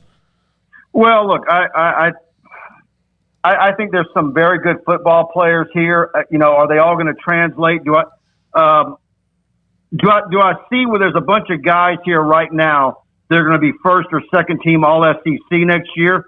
I don't see that, but I do think right now there's some guys that can really help and possibly be starters. You've got to like the 2 DBs they got from Arkansas and Fouché and Brooks. You know, Bramlett was the starting punter for Notre Dame, so you know he could very well. You know, I take that back. You know, might he be a guy who could be one of the better punters in the SEC? Lacey, has fought a little bit of injuries at wide receiver. You bring in a long snapper. And Quentin Skinner's been a guy that's been fantastic, and had a lot of a scratch in our head when they brought him in. Then they got the Frazier kid early in December, who was, an All-American as a freshman. He's the one kid that I probably is the cream of the crop that a lot of people have been talking about just because of the new wave of guys in the portal. But Frazier last month was a biggie because he was, an All-American at FIU. What were your thoughts on Noah Cain? I know out of high school he had a much bigger profile, was big 5-star type of talent, and then goes to Penn State and was okay. But your thoughts on Noah Cain and the addition of running back? Well, he is coming off an injury, and I remember when he was being recruited out of high school, and there was a big deal about LSU was recruiting him, Tyrion Davis-Price, and John Emery. And when John Emery decommitted from Georgia and then let it be known that LSU was going to be his destination, then that's when Noah Cain fell off LSU's board and went to Penn State because he didn't want to be a part of a 3 running back class. And so now he's going to be in the fold with the 2 guys that were part of that year. And then there's, I still think we're waiting to see what's going to happen with Trevante Citizen from Lake Charles Prep. LSU's battling Florida, Auburn, A&M, and others for him, high school prospect. And then there's still a lot of people whispering out there about maybe Logan Diggs at Notre Dame is maybe someone down the road that to be paying attention to, because he originally prepped at Rummel out of New Orleans. Mike, appreciate always your insight. Is there still any true smoke or legitimacy that Caleb Williams has LSU among his last 1 or 2?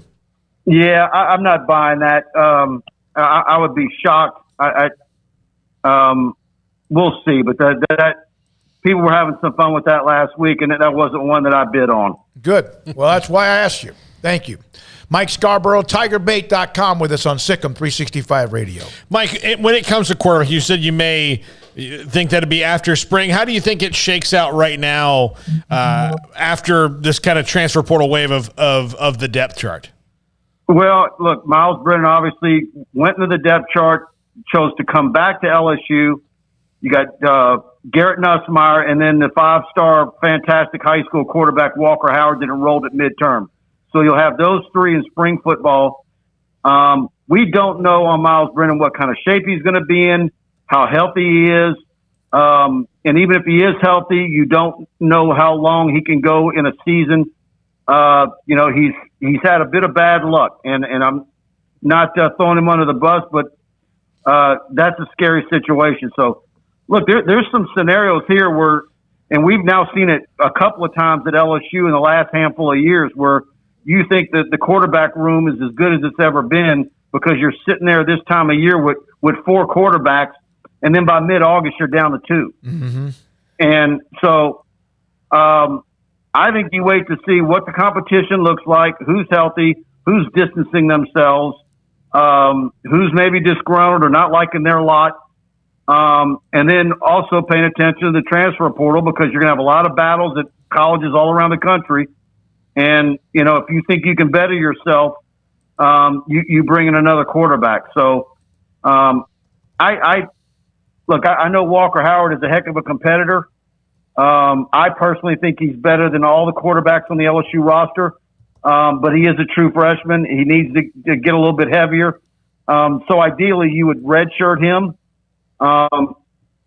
So I don't know how they're going to view that going forward, but the outlook for the LSU football team next year, I don't know what it's going to be until we see what the final roster is going to be after spring football. It's just as soon as you think you're going to have a handle on it, then you're going to have a couple of kids hit the portal. I know that'll make this question impossible to answer entirely then, Mike, because we'll have to wait and see ultimately what the roster looks like. But just what have been sort of your initial impressions of Brian Kelly, how he's reworked things, and what's maybe been most notable to you that's different from what you've seen there in Baton Rouge as of late? Well, I think LSU fans are going to have to get used to the fact that he is different. He is more, I hate the word figurehead, but I think he likes to be a closer in recruiting. I don't know that he's going to be popping his head into every high school in the state, including high schools that don't have prospects. I think he's more of a guy that wants his coaches to go out and recruit, bring them in for visits, and then that's where he likes to close the deal. But maybe he alters his approach because of how competitive it is down here. We'll wait and see. But I think one of the things we have seen, he's very methodical. And, of course, y'all got one of the Polian brothers down there in Waco, and I think he's leaning heavily on Brian Polian here is also a special teams coach.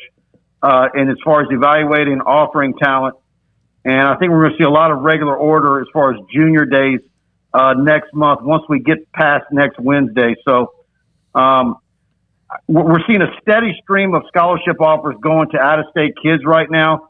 But I think a lot of us are just kind of sitting around waiting to see once he goes deep dive on the Louisiana kids, because I think that's the one thing we're seeing is that, and I bet you every other school in the country is probably going to have similar vibes, that you're more likely to have success holding on to the kids from your state when things go bad or maybe they don't like where they're at on the depth chart. They're going to be more likely to stick it out at their home school than if they came in from out of state. So I think there's going to be a lot more significance put on signing Louisiana kids and keeping the class above 75% Louisiana prospects rather than thinking the grass is greener out of state. Hey, Mike, I know you got to go, and we do too, but I want to Jeff Grigas, who Baylor brought from LSU, Director of Football Operations. I've heard he's a rising, I don't want to call him rock star yet, but he's coming up the ranks. And I had somebody in athletics tell me that. And Colin D'Angelo, a couple of guys that Randa brought with him after he's been here for a couple of years. Which of those two do you know the best, or are both of them really good hires? I think both of them are really good. I'm familiar with both of them. Colin D'Angelo, I know Orgeron used to joke around and call him Mr. GQ. Yeah, both of them are hard workers, and I know specifically with Colin D'Angelo, very involved in recruiting, works quarterbacks nationally, and look, Dave Aranda knows who works and who are the smart guys, and he's brought in a bunch of those type of guys that he liked and respected when he was here in Baton Rouge. Mike, thank you, buddy. As always, Mike Scarborough, TigerBait.com on LSU and the portal, what they've done, and they still have some work to do, as he mentioned. They lost probably more attrition than even Oklahoma, who we know lost a lot from who not only players on the roster, but their class as well. When we come back, Jeff Howe, Texas, of course, has done a really good job. They closed National Signing Day very well, and they've now added some key pieces, at least they hope, to the transfer portal. Sikkim 365 Radio and 365 Sports. Waco Custom Marketplace is your hometown grocery store with and every day when they're open, Monday through Saturday, they have a butcher shop that has all you need when it comes to beef, pork, poultry, and also seafood. Man, I love the way they cut my ribeyes, the bone-in ribeyes, and the bacon-wrapped fillets that are usually about this thick. And you could have your customized whatever you need from the butcher shop order. Mine always includes some bone-in ribeyes about 1.25 inches or so thick. And, of course, they are delicious along with those bacon-wrapped fillets. But if you want something else, you want to order something that has pork or even chicken, that as well. I ordered a couple of chicken breasts. Now, you can depend on what. These chicken breasts are huge. They're almost like as large as a turkey breast, and they are delicious. And they have a fresh bakery every day, kolaches and fresh baked bread. The Bauer family has done an amazing job. It's Waco Custom Marketplace at 425 Lake Air Drive in Waco. This month, it's all about the championship drive as our hometown team celebrated the Big 12 championship in a Sugar Bowl win. So can you in your new vehicle from Allen Samuels Chrysler Dodge Jeep Ram in Waco. During the Start Something New sales event, shop for power, performance, and reliability with Allen Samuels. Maybe you're planning your next adventure. Choose from a range of Jeep models, including the 2022 Jeep Grand Cherokee. Take home the trophy from Allen Samuels in Waco. Come by. Let's be friends. See dealer for details. All offers have credit requirements. Automatic Chef Canteen is a full-service micro-market vending and office coffee provider with state-of-the-art vending equipment, a wide variety of products, and offering custom-fitted micro-market vending office coffee solutions for your employee break room. You want a full break room solution and a workplace oasis? Well, Automatic Chef Canteen, locally owned and operated for over 50 years in Central Texas, also includes in-house mechanics on call 24/7 for fast, reliable service and maintenance. Automatic Chef Canteen, 6900 Imperial Drive in Waco, or online at automaticchefcanteen.com. Did you know that 1 out of every 4 men have symptomatic low levels of testosterone and don't even know it? And if you think you're too young to worry about it, guess again. Low T levels can make you feel tired and grumpy, cause weight gain, and wreak havoc on your sexual desire and performance. Petty Clinic Low T can set up same-day blood screening and results, so if you're tired of being tired, I challenge you to man up and Google search Low T Waco or go online, pettycliniclowt.com. It's a private clinic with an atmosphere catering to men. Affordable, only $150 a month, includes lab work, office consultation, testosterone injections, follow-up visits compared to $395 a month in Dallas or Austin, and you don't have to fight the traffic. Petty Clinic Low T is board-certified physician consultations, will provide the best form of brand-strength testosterone available. Contact Petty Clinic Low T today, just off Highway 84 and Old Hewitt Drive in Woodway. Petty Clinic Low T, helping men become the high-performance men they deserve to be. PettyClinicLowT.com or Google search Low T Waco. Let Camille Johnson Realtors guide you seamlessly through the process of buying your dream home or selling your current one. Commercial, farm and ranch, or residential, Camille Johnson Realtors can smoothly and successfully lead you through any transaction. With a team of 28 experienced agents who are excited about serving you, Camille Johnson Realtors services the entire greater Waco area. If you're in the market to buy or sell, contact Camille Johnson Realtors, 104 Midway Center in Woodway, or find them online at www.camillejohnson.com. Camille Johnson Realtors, elegant, charming, warm. Welcome home. At Ideal MRI, we feel blessed to be a part of the Waco community. We're a small family business right here in Central Texas, and our goal is to bring down the cost of healthcare while maintaining high quality. At times like this, the cost of healthcare has never been more important, and unfortunately, significant illnesses and injuries still occur. That's why Ideal MRI is open and here to serve you through the difficult time. We offer premium MRIs just like a hospital with state-of-the-art technology and specialists, but you'll pay less.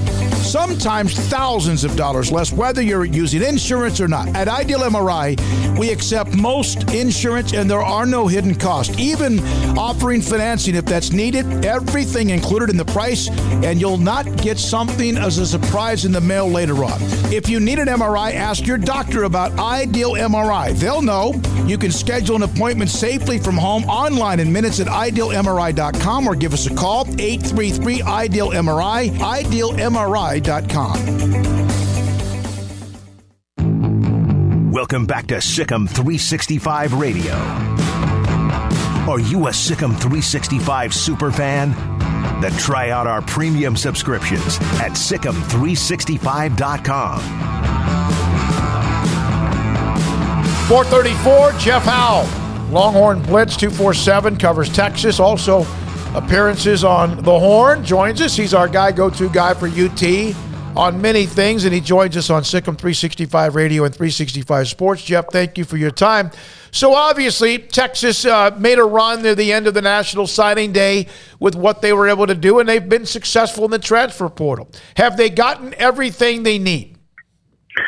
I think, Smokey, for the most part, yes. I think the two areas they really haven't addressed, well, they've addressed them with some high school kids, but in the portal, I think they were really hoping to land an edge rusher. You know, Drew Sanders, the Alabama transfer to Denton Ryan, they made a run at him. They kind of kicked the tires on a few other guys, so weren't able to land the edge guy that they wanted. And then they really wanted a safety body. You know, their safety position at Texas is one that's really interesting. You look at the last 13, 14 months, between Caden Stearns, Chris Brown, BJ Foster, Chris Adamore, Brendan Schooler, Tyler Owens, between the transfer portal and attrition, they've lost, 4, 5, 6 really key guys on that back end. They made a run at Latavius Brainey, the Georgia transfer. He picked Arkansas over the weekend. So I think other than those two areas, Smokey, I think you'll see Texas, the goal for Steve Sarkisian, the focus in this round of adding transfer portal guys. They really wanted to try to add guys get here for the spring semester, get in here in winter workouts, and be available for spring ball. So I think you'll see Texas really after everybody's done with spring ball and that next wave of guys hits the portal for some summer additions before camp starts in August. That's when I think you'll see them be really active again, trying to address, again, edge rusher and safety is kind of the two positions still that they want to add another couple bodies. Jeff, were there as many people in the portal as maybe you would have expected, especially after the ran on the bus, about the kind of culture of the team, but were there as many in there as you thought, or maybe a little bit less? Honestly, Paul, probably a little bit less. It probably evens out. The bus ran was what it was, but I think anytime you've got a coaching change, you're going to see a pretty decent amount of attrition. I think when you're really going to see it hit Texas, and we've been talking about this on the site and on my podcast and on the show, I think you're really going to see it after spring ball, because they've got a healthy amount of guys, those early enrollees from this 22 signing class. Some of those positions I just talked about, they're bringing in some safety guys. Cole Hudson's the only guy on the offensive line of those signees coming in, but there's clearly a changing of the guard at that position on the way with as many high school guys as they're taking. So I think you will see after spring ball another pretty hefty round. But it wasn't. We've seen some times at Texas where the door has definitely been open, and there's been no shortage of guys willing to go through it. But I think it was probably average, probably based on what I was expecting. Probably par for the course in terms of attrition. So, Jeff, Xavier Worthy was fantastic, and there's no reason to believe he won't be an All-American moving forward as just a true freshman. But receivers outside of that, Jordan Whittington, his story has basically been just can he be healthy? And then Bijan was the third leading receiver, which is great that he's that versatile, but it's also somewhat alarming. So Isaiah Nayor coming in from Wyoming, a Texas kid originally, just a 2-star coming out of high school, but I picked up on him because of the Earl Campbell Award, and he was fantastic. Your thoughts on that addition, and why was he so under the radar to begin with his size and his talents? Yeah, Craig, it's really interesting with him, just one of those kids that, very rarely, especially now as early as kids get on the radar and kids are able to put huddle out and get out the camps, the exposure that kids can get even generating for themselves. It's harder to find those diamond in the rough guys. He was a guy that actually, when he ended up at Arlington Lamar, because of, UIL transfer requirements, he actually didn't play varsity until his senior year.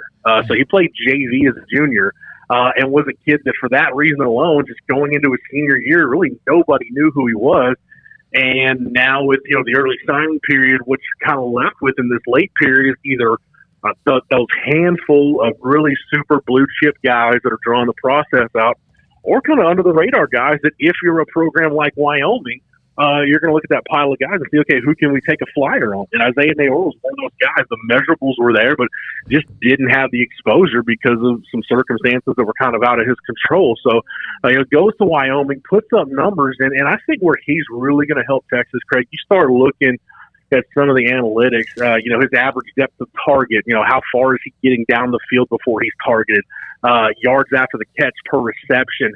He's going to add kind of a vertical element to this Texas offense in terms of a guy that can stretch the field, but can do it at 6'3", that they didn't have at all last year. Xavier Worthy did everything for them. And when Jordan Whittington went out of the lineup, he was a guy that brought a little bit of that to the table. Maybe not just the explosive, pure vertical playmaking ability, but definitely a guy that plays bigger than his size and could go up and climb the ladder and win and make contested catches and win 50-50 balls. When Whittington went out of the lineup during the Oklahoma game, they lost that, and it was all on Xavier Worthy. I think this staff looked at it, and a couple of guys, Marcus Washington and Calvante Dixon, didn't make the kind of strides forward that I think the staff hoped they would. The Joshua Moore situation was what it was, with him ended up transferring out of the program. They like Whittington, but as you said, Greg, I think that's the deal internally now, is I don't think you can trust him to stay healthy just in terms of building something around him that can last. And you talk about Bijan Robinson. I think now with Isaiah Nayor, they get Jaleel Billingsley in from Alabama with that deep group of running backs. I think you could see Texas continue to be a team that relies on running some two tight end personnel. But I think they're going to have to run some more two-back stuff, really make use of the depth they've got there, not just with Bijan Robinson and Roschon Johnson for another year, Keelan Robinson was one of the more explosive playmaking guys last year. Jonathan Brooks, the true freshman, showed them a lot before he got hurt in the Kansas game and his year came to an end. And then they get Jaden Blue, who before he opted out for his senior year was ranked by, us included at 24/7 Sports and a lot of other networks as the top running back prospect in the country in the class of 22. So a lot of depth, a lot of talent at running back room. But Isaiah Neyor now at least gives them some margin for error at that receiver position where they don't just have to count on Xavier Worthy doing everything and just hope you kind of keep him in bubble wrap and just hope he makes it to the opener. All right, Jeff, let's get straight to the point. Texas is always going to acquire talent. They're going to have the great signing days, sometimes better than others, but always up in the top. They have these now transfers, and they've had a couple of those, but they've got some of those. How the hell does that matter if they can't win? I mean, what is, I know Sark, I like him, but does that mean things change? Is this program still now the offseason king, and they aren't going to do anything when it matters? Well, the big thing for me, Smokey, is what are some of the things we're hearing in terms of themes behind the scenes in the spring and in summer conditioning? Because, I think this was a staff, and, Sark hasn't admitted this, but we've heard him at least publicly kind of talk about it, and I know behind the scenes he said some things of this nature. I think this was a staff that thought they had a lot more guys bought in than actually were and didn't think they needed to come in and completely overhaul the culture. When you look at other Texas coaches, like Tom Herman came in after Charlie Strong and just went completely scorched earth, and what existed before was not going to exist under his watch. I don't think Sark wanted to do that, necessarily thought he had to do that, and then when you got into that losing streak and against some guys that you thought were in the boat with you obviously weren't, I think at that point he realized, this culture needs a drastic shift. There are some things that have to change. I think a lot of those guys that thought that he thought and the staff thought were bought in that weren't, I think a lot of those guys are gone now. So, how quickly can you get there from a chemistry and talent standpoint? I think offensively, when you talk about developing talent, Smokey, and making the pieces fit, I think they've got the kind of team offensively to where they can do that. And I know the offensive line is what it is, but you talk about an offense, whether it's Quinn Ewers or Hudson Card, you add Neyor and Billingsley to Worthy and Bijan Robinson, you've got a lot of firepower, as much firepower as anybody's going to have at those positions in this league.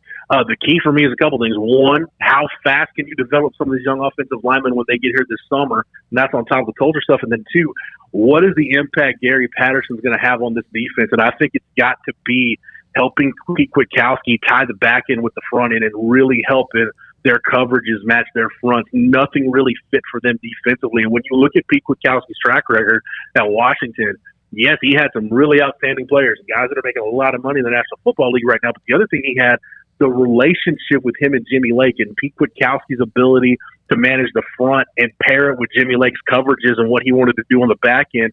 That's why that Washington defense was so good. It just, for a lot of different reasons, it didn't work last year. They retained Terry Joseph, but how can Gary Patterson, his expertise in the secondary, and nobody knows coverages and the passing game in this league better than he does, can he help Pete Kwiatkowski advance this defense along? Because if not, Smokey, you're going to be looking at a team that's going to need to score 35, 40 points a game to get to where they want to be in October and November. Thank you, buddy. It's always good to hear from you, Jeff. Thank you so much. Next thing you know, spring drills after National Signing Day, which, of course, is just around the corner, and maybe more in the portal. Jeff Howe, 247, covers Texas Longhorn Blitz and also on the Horn in Austin. Sikkim 365 Radio and 365 Sports. Our conversation with David Helman, DallasCowboys.com and the Cowboys, and also an amazing weekend in the NFL. Second 365 Sports, David Helman, DallasCowboys.com, his weekly segment with us. David, it was a crazy divisional round weekend. Before we jump into the Cowboys, your thoughts on the 4 games that we saw all came down to the final possession, one of them in overtime, which might have been one of the greatest games ever played in the history of the NFL. Just your thoughts on that wild weekend we saw. Yeah, I think it's the best football weekend of the year. I think most people feel that way. Wild card round, there's always at least some potential for some lopsided games. But, more often than not, when you get to divisional weekend, it's a good bet that at least 3 of the games are going to be good. And in this case, we were really lucky. We got 4 classics. Yeah, I mean, just incredible. I mean, the end of that Bills-Chiefs game is about as much fun as I've ever had watching football. Definitely as like a neutral observer. Just awesome, man. Like, you think about, all of the difficulties with COVID and the complaining about the officiating and like all of the stuff that we don't like about football, but that's why we do it, and that's why we'll keep coming back. All right, to a Cowboys comparison. Of the teams that won in the divisional round this week, and especially, I mean, I guess you'd have to, I mean, it's kind of a wide array of why things went wrong, but did you see a running theme of what these teams do well that the Cowboys don't as to why they can't get here and win in this divisional round? One which you would think everybody in the NFL knows how to do, I think would go a long way. But what's interesting to me is like all 4 of these teams followed different blueprints to get here. Obviously, like you look at the Chiefs, and everybody would love to have Patrick Mahomes, but 49ers got here with good defense and passable quarterback play, very ground and pound team. The Bengals, obviously, that their defense probably doesn't get as much credit as it deserves for what they've been able to do. So I think it's interesting that there's been some different formulas at work here.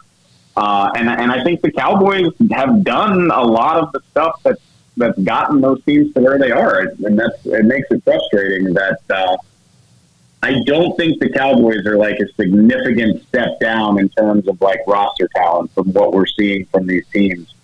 They just don't execute as well or as consistently. And say what you want to say about the Bengals, David, that, they have the most transcendent player that's ever played in the history of sports. I appreciate that. I mean, hey, I am a de facto Bengals fan for the rest of the playoffs, and I'll be invested in their success because of Joe and Jamar for years to come. But going back to what I was just saying, though, like Joe Burrow, he played well, but like he didn't light that game on fire. I mean, he didn't score. He didn't throw a touchdown in that game. The Bengals had to settle for field goals.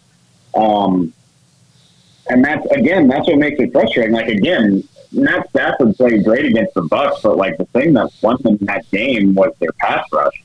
And the Cowboys had a great pass rush all season long. It's like, especially on the NFC side of the bracket, I mean, you say what you want about Mahomes and Josh Allen. They're freaks. And, you just got to get really lucky to get a quarterback like that. But especially on the NFC side of the bracket, I look around and I'm like, yeah, like these teams are good, but I don't think they're like on a different level than the Cowboys. The Cowboys just didn't look ready for the moment, or whatever you want to say. They just they didn't look as clean or as prepared as a playoff team needs to be. So as it comes to the offseason addressing that, I know we talked about this a little bit last week, but it kind of starts and ends, not ends. I mean, there's other things, but with the offensive line plays cleaner and better, then that means there's far less penalties, because that's where a lion's share of those penalties that cost them were along the offensive line, and that's what they have to address first. Do you think they address that position coach-wise? Is that a Joe Philbin thing, or am I putting the cart before the horse, given the fact that Jerry Jones was not exactly committal in his interview about Mike McCarthy, although that might be reading too much into it? Yeah, this is always, and I've gotten plenty of experience with it at this point, because the Cowboys season pretty much always ends at the same time every year. And like the middle of January is a weird time. Like sometimes it's because the team underachieved and you wonder if people are going to be losing their jobs, or sometimes it's because your coordinators are interviewing for other positions. And this year it's a little bit of both. Like, we don't know what's going to happen with the offensive and defensive coordinators. We don't know if Dan Quinn or Kellen Moore will be here next year. And then I think when you disappoint the way the Cowboys did, even knowing that they won 12 games, I do think you need to evaluate everything. Like, even if Kellen Moore comes back, I think you need to evaluate the scheme. Are we doing everything that we can be doing to put our players in a position to succeed? I think the offensive line is a big part of that. I certainly think you want to look at, obviously you could upgrade the talent there, and they will need to, because Connor Williams is out of contract at the very least. But yeah, also, again, the way you're coaching these guys, the way you're playing it. And yeah, I mean, I agree with you. I don't know how much you want to read into it, but Jerry Jones, last time he talked, he just sounded like not a happy camper. And I kind of got the impression that he wanted everybody in the office to feel a little bit uncomfortable. Just like, if I'm going to be this frustrated, I don't want any of y'all feeling comfy right now. So I don't know what that means in the big picture, but like I said, it just kind of, it puts us in this weird state of limbo where I think we're going to need a couple weeks to let everything shake out and see what the landscape looks like before you start really worrying about next year's team. To Jerry Jones's, I don't know, credit is not the right way to say it, but just to kind of back him up on being miffed, everything's kind of got to be on the table, doesn't it, for the Cowboys? Because, look, if the goal is winning 10, 11, 12, maybe even 13 games in a year, then heck, they've done that several times. They'll do that. They might even do it again next year and the year after. We don't, you don't know, but now that it's been more than a quarter century of not being in the championship game and not being in the Super Bowl, everything has to be on the table, right? You can't really say, well, that's too rash or this won't work, because nothing else has worked for the better part of most, anybody, kind of younger than me's life.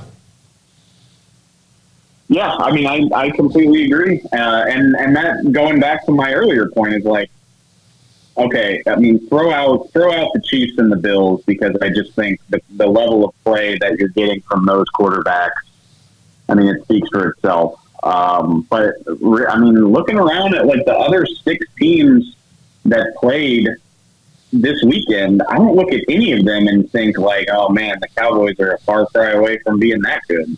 I did not get that impression from watching the Rams, the Bucks, the Niners, the Packers. I mean, the Cowboys, arguably, other than the 14 penalties, I thought the Cowboys played San Francisco better than the Packers did, probably.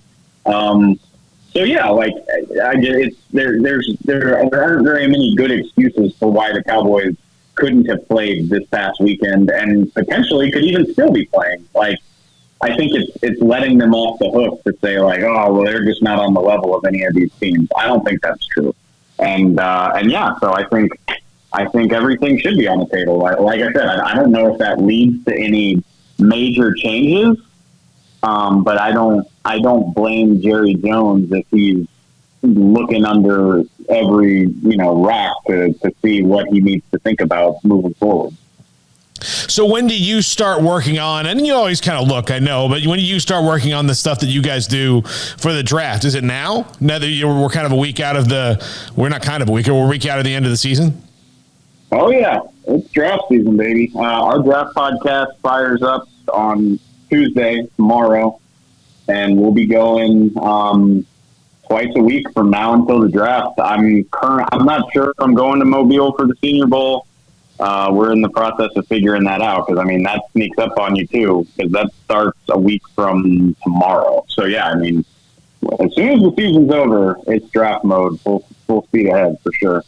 Well, I once again, even though I'm very proud of him and what he's been able to achieve, I will apologize for unleashing Kyle Yeomans on the world. So that was... No, Kyle's great. He's been an awesome addition to our team. No apologies necessary there, and yeah, he'll be part of our draft coverage as well. So it's a weird feeling, because the playoffs are still going on, and we're still kind of processing everything that happened with the Cowboys. But oh yeah, we'll be knee deep in draft talk very, very, very soon.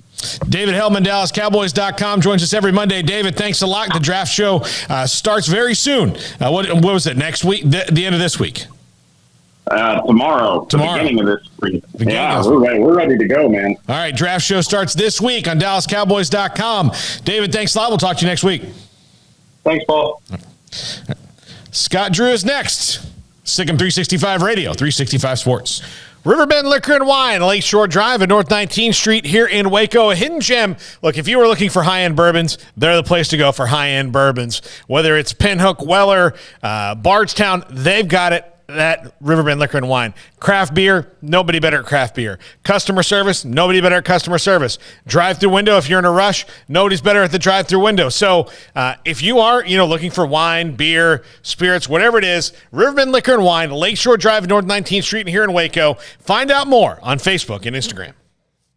With so many companies and policies out there, it gets so confusing shopping for insurance, and I never know if I'm getting the policy that's right for me. Luckily, I met the team at the Nicki Group Insurance Agency. With the Nicki Group, you can go to one company and get access to coverage options from many insurance carriers, and you get to speak to a real person about your specific coverage needs. With the Nicki Group, I know I'm getting the right coverage at the right price. If you need insurance, talk to the experts at the Nicki Group at 1-800-258-8302. It's plain and simple. Waco Custom Marketplace is the one-stop shop for what you need for tailgating, from charcoal, cold beer, and wine. And, of course, customize your order with brisket, tri-tip, sausage, wings, smoked pork tenderloin, country-style or pork spare ribs, marinated beef and chicken fajita meat, ground beef and chili, meat, hot dogs, and burgers, buns, seasoning, sauces, chips. There's fresh baked bread and kolaches every day, breakfast sausage links. And you can also customize your favorite cut of steaks from Select, Choice, or Prime, bacon wrap fillets, ribeyes, New York strips, sirloin, T-bone, and porterhouse. Full service butcher shop includes pork, poultry, beef, chicken, and seafood, serving Waco restaurants and families since 1940. Your one-stop shop for beef, pork, poultry, and seafood needs. Waco Custom Marketplace, 425 Lake Erie Drive, or WacoCustomMarketplace.com.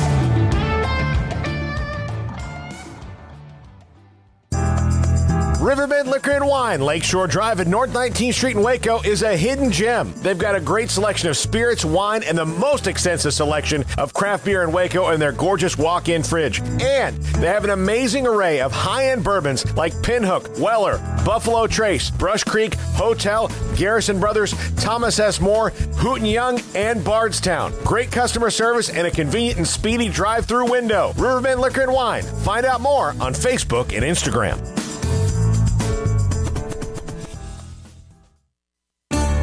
You know what would make this moment better?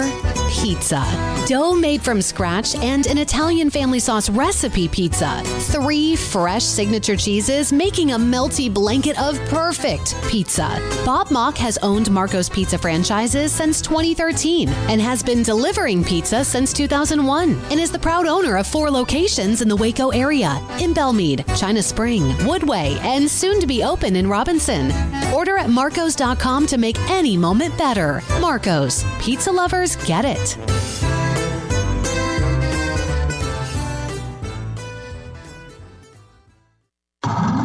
It's plain and simple. Waco Custom Marketplace is the one-stop shop for what you need for tailgating, from charcoal, cold beer, and wine.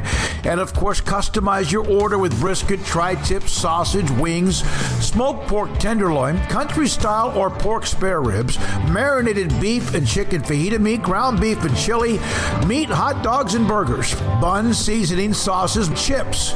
There's fresh baked bread and kolaches every day, breakfast sausage links. And you can also customize your favorite cut of steaks from Select, Choice, or Prime, bacon wrap fillets, ribeyes, New York strips, sirloin, T-bone, and porterhouse. Full service butcher shop includes pork, poultry, beef, chicken, and seafood, serving Waco restaurants and families since 1940.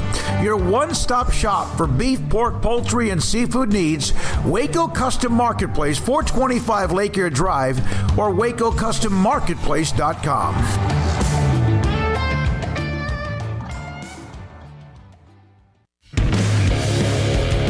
Welcome back to Sikkim 365 Radio. Meyer trying to do a little spin. Marcus stays right with him. Turns, shoots a 3. Oh, what a huge shot.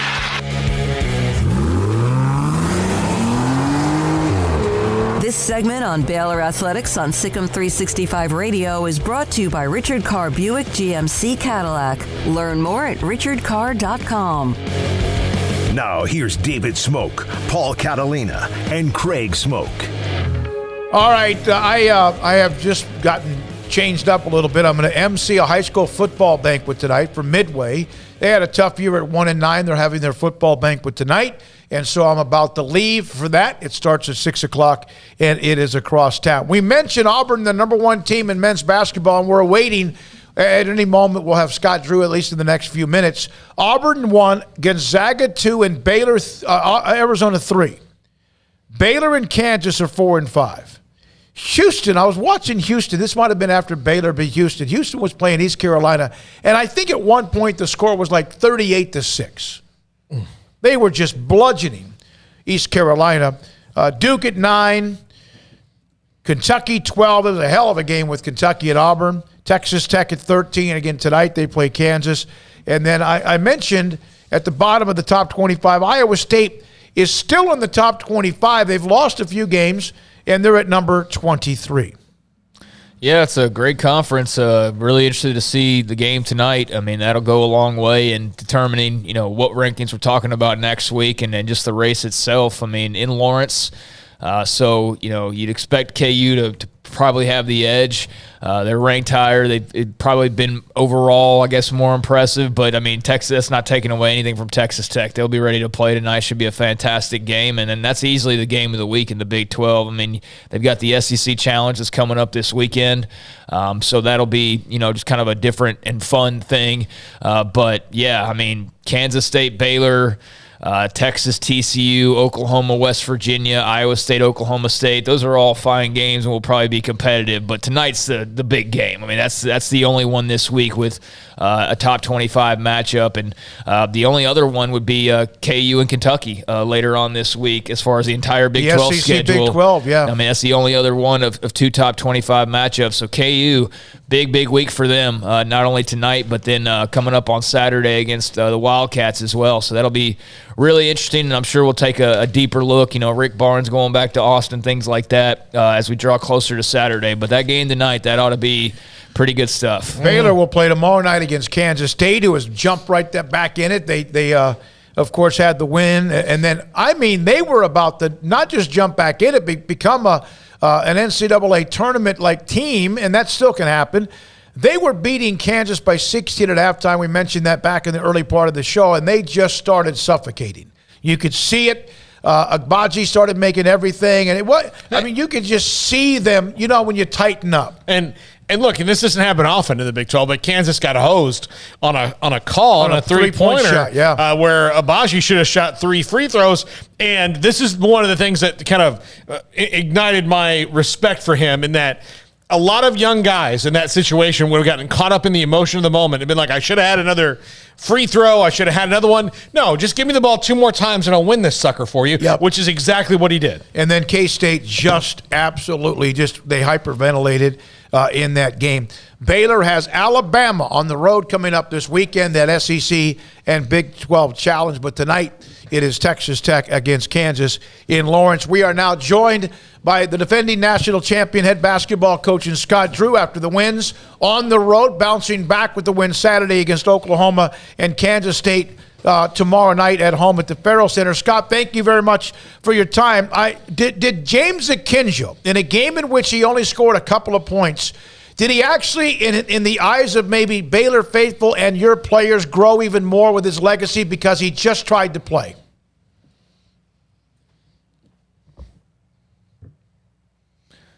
Let me try that again. A lot of times people tell you, hey, if you're hurt, don't play because it's going to affect your stats, going to affect maybe your draft stock. And I can tell you every coach loves a player that wants to play for the team, wants to do everything he can to help the team, and doesn't care if he's not at 100% and if his minutes might be cut down or whatnot. They're just about the team. And I think James has shown that. And I know at the end of the day, that's really what matters. And I know he wants to play pro ball someday. And I can tell you every NBA GM and coach will appreciate that as well. And the great thing is if our trainers and doctors say someone can't go, we're not going to put them in harm's way. And if the coaches don't think that they can be a positive influence for the team, we're not going to put them in that situation either. So, again, thanks for asking the question. And James definitely a huge basket in which he got fouled, or when he fell on his tailbone again. Real critical. They stopped a 12-1 run and helped us reestablish things. What have you learned about this particular team in the last couple of weeks, where you have two losses in a row and you kind of have to readjust what your roles are while people are out, and they, over the next 2 games, have, even though it's not been maybe what they were used to in that 15-game winning streak to start the year, have adjusted pretty well? Well, I think first and foremost, we have a team that cares about each other, cares about winning, and I think you look, for instance, James not knowing if he was going to play or not, and then last minute he's a go. And LJ just had a huge game at West Virginia. He's back coming off the bench, and he could care less. Everyone wants to start, wants to play, but I mean, he whatever coach, and that's what it was. And I think across the board, everyone's either stepped up when they need to step up or sacrifice when they needed to sacrifice. And that's what great teams do, is they put others first. You know, shooters shoot. The guys who are great corners are going to get beat on a touchdown on occasion. Quarterbacks are going to throw interception. Kickers are going to miss kicks. But the game in which Adam Flagler and how he has bounced back from the game at home when he struggled, he started to get a couple of rolls off the rim, a bounce, a touch off the glass. Isn't that that's why you just keep shooting if you're Adam Flagler? Oh, most definitely. I mean, Steph Curry's probably the best shooter in recent time. And I think even last night, when he 1 for 10 against Utah at one point or something, and there's games where people go 2 for 15, and that just happens. And it's kind of like baseball. I mean, you think about it, you're a Hall of Famer if you average 333, probably, right? And yep. that means only 1 out of 3 attempts are going well. So same thing with shooting. If you're a career 40% 3-point shooter, you're an unbelievable shooter. That means you're missing 6 out of 10. So the key is always, are you getting the right ones? And then how's your balance, your form, your rotation, your wrist snap, the fundamentals? If all that's good, you just keep shooting. But that's why at the same time, it's great to have. You can't win unless you got a deep team and you have multiple players capable of carrying the load defensively, offensively, rebounding wise. Because every game is not going to be your game. You're not going to be on your A game every game. Coach, what was the key to kind of flipping the script in terms of turnovers from that first meeting? You guys had a boatload of turnovers, 26, I believe, but defensively, 16 steals against Oklahoma. What was the key to changing that around from the first go-round? Well, I think we still had 17, which was too many, but not nearly as many live ball turnovers, and several of them came at the very end of the game when, like, if a shot clock violation at 2:30 in the game, that's not killing you. So, like, the right times, that's when you want to have them, and definitely not live ball turnovers. And I think we're getting better just playing and getting more familiar with each other, and then also just the defenses. I mean, they're so good in the Big 12. I saw Fran Frischella tweeted the Ken Palm analytics from our league today, and aren't we like at an 18, and the next highest league's a 15? I mean, it's not even close. So when you're playing against top defenses night in and night out, I mean, there's a reason they're a top 30 defense. They're good. Do you kind of have to go into games knowing that, like, if you get to 80 points or 85, it's just because you just gotten really hot, because even the bottom rung of the league, is built around defense right now? Well, definitely you're trying to score as many as you can, and hopefully you can get to 80 at the same time. There's so much that goes into that, and what I mean by that is pace of play. If the other team is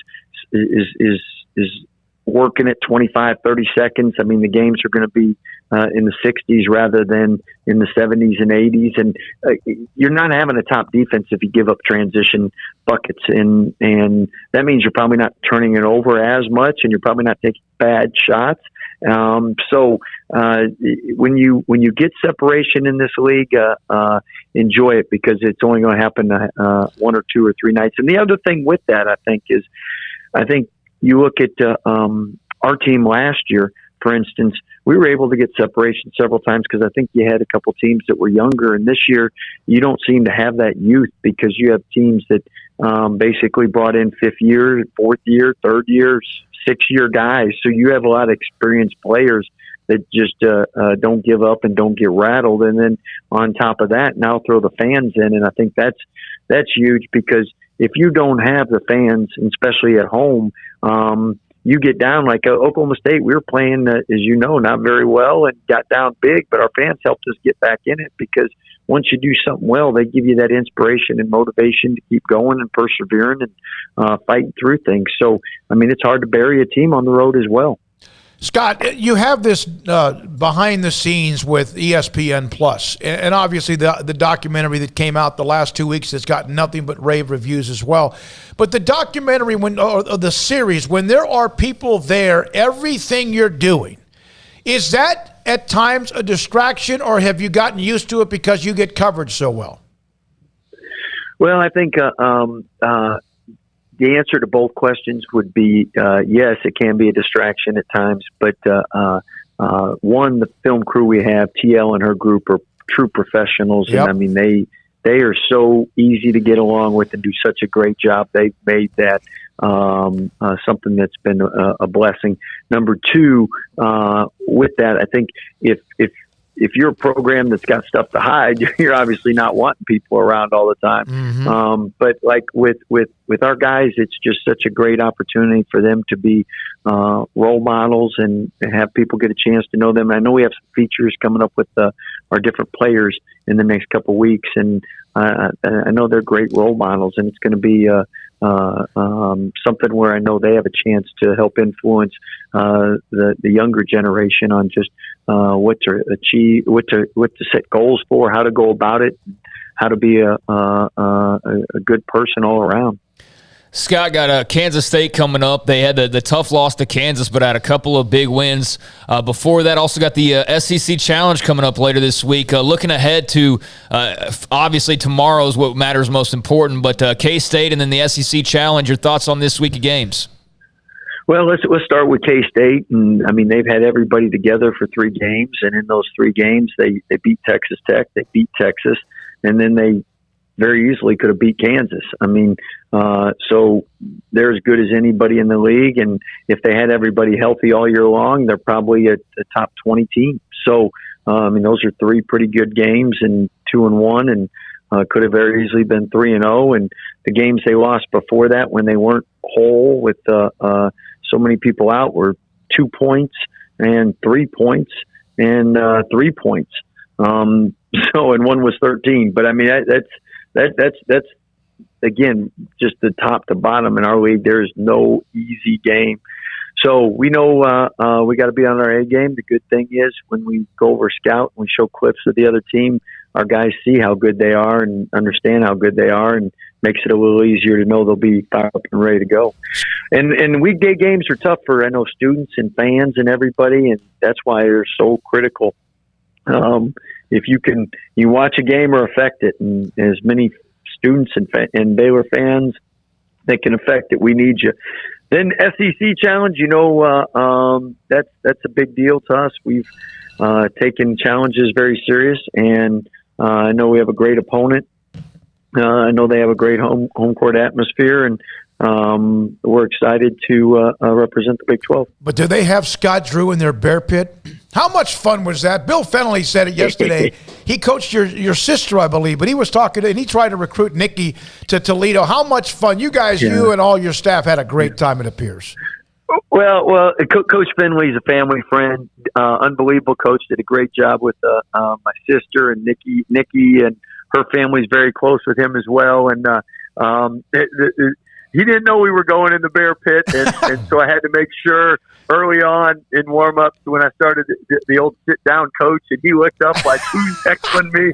That was I did enjoy that part, but anyway, he runs a first-class program, and I know Nicki thinks very highly of him too. So we're usually cheering for him as long as he's not playing Baylor, and obviously Coach Tang loved talking to the officials and not having to worry about a technical, so he was in heaven too. But the staff we enjoy cheering on one another. And as you know, during season, you're just so busy. Otherwise, you go to a lot more games, but you're always prepping and getting ready. And it was great that we could spend a little time and have fun and help support them. And it was a great game for the women. Is that cathartic to get to yell when you don't normally?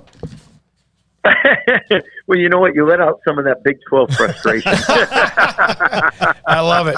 Scott, thank you very much. We appreciate it. Always enjoy anytime we get you on the show. Thank you, guys. Appreciate you. Thanks for the question. Scott Drew, Baylor men's basketball coach, number 4 right now in the country. Back-to-back road wins after those losses.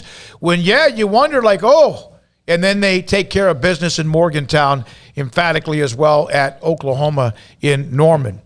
And I think what the last week has shown us is that we shouldn't judge this year's team by last year. It's a different team because they start out 15-0. You think you can, and but they then were beating people. Yeah. But now the you Villanova see game. I think you maybe just thought, oh my God, it threw off the perception. Yeah. All right. When we come back, it will be Paul and Craig. I'm headed to a high school banquet, football banquet here in a moment, Midway High School. When we come back, they'll toss it around, chew on a few topics, the chat room, and everything else as well. And by the way, the city of Waco did announce a 7-year contract extension with the Ironman event that comes up every October. They have 3 years left from the current one. So the next 10 years, you could come to Waco for the Ironman competition. This is Sikkim 365 Radio and 365 Sports. From the first workout to the last practice, sports is an incredible challenge. Hi, this is Dan Ingham with the First National Bank of Central Texas, and we're proud to support each athlete, every parent, and our educators. From families, small businesses, to the biggest industry, we're here to help. With remarkable products like First Free Checking, we've got banking ideas that fuel big dreams. The First National Bank of Central Texas. Familiar faces making local decisions. Member FDIC, Equal Housing Lender. You want to know why Stonewood Dental is so successful? Listen to what happy customers have to say. It's pleasant. It's different than any other dentist office. I really feel like they care. And it's not that you're here for 2 hours waiting on someone to take care of you. It's quick and easy, and I bring my kids, and my kids love being here too. They really love the treasure box. Staff is really nice and accommodating, real friendly. You feel more like home. It's not sterile looking. Everybody has their own personalized rooms with decorations and decor, and they'll even have a blanket for you when it's cold. I've recommended people to actually come here, and they are patients now. I really love it here. It feels like family. Learn more, stonewood-dental.com.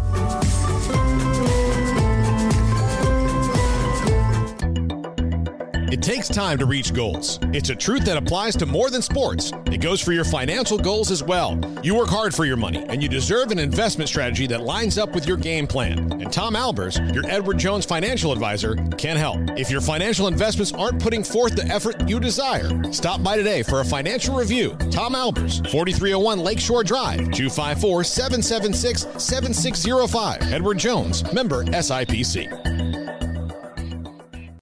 Brad Boozer, Boozer's Jeweler, joins us on Sikkim 365 Radio.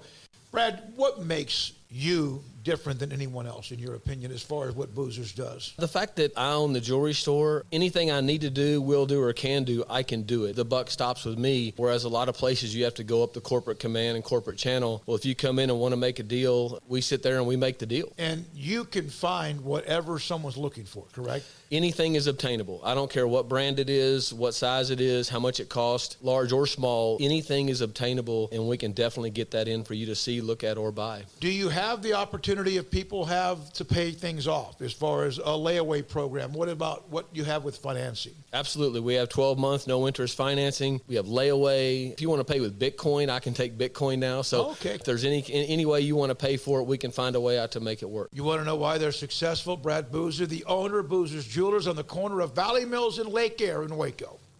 Baylor University is where lights shine bright. So let there be light. Let there be roommates and teammates, scholarship and championships. Let there be fresh starts and new traditions.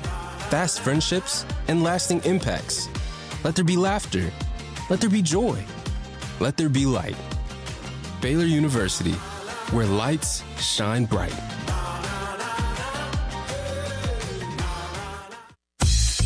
Baylor Scott and White, Southwest Sports Medicine and Orthopedics, the team physicians for Baylor Athletics, diagnosing and treating all sports-related injuries, including concussions. These specialists also provide orthopedic services for athletes and non-athletes alike, whether it's knee or shoulder pain, hand or wrist injuries, orthopedic spine care, and even an arthritis and total joint clinic. Trust the doctors Baylor Athletics trusts. Baylor Scott and White, Southwest Sports Medicine and Orthopedics wants to get you back in the game.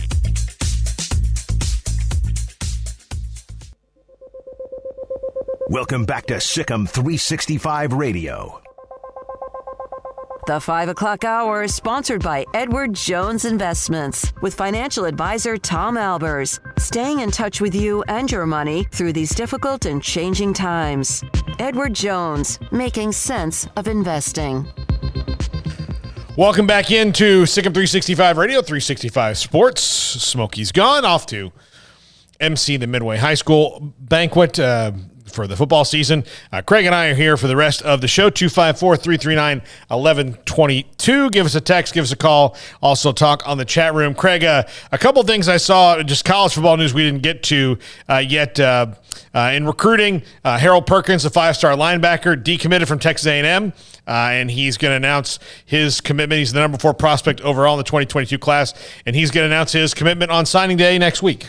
Yeah, I mean, it's why when guys commit, I don't get all crazy about it most of the time, is because if there's any chance that they've got room to change that, then, I'm going to just wait with bated breath until they sign the dotted line. And so for all that uproar and fervor and everything over Harold Perkins committing a few weeks ago, he still took 3 visits after that. Yeah, like, what do you have to show for it? Not Harold Perkins. So, I bet if I go back to Twitter and look back on that day, all of the S-talking that went on for A&M fans and the owns and all of that, he's never going to suit up for you. I mean, that's just, that's the funny thing, man.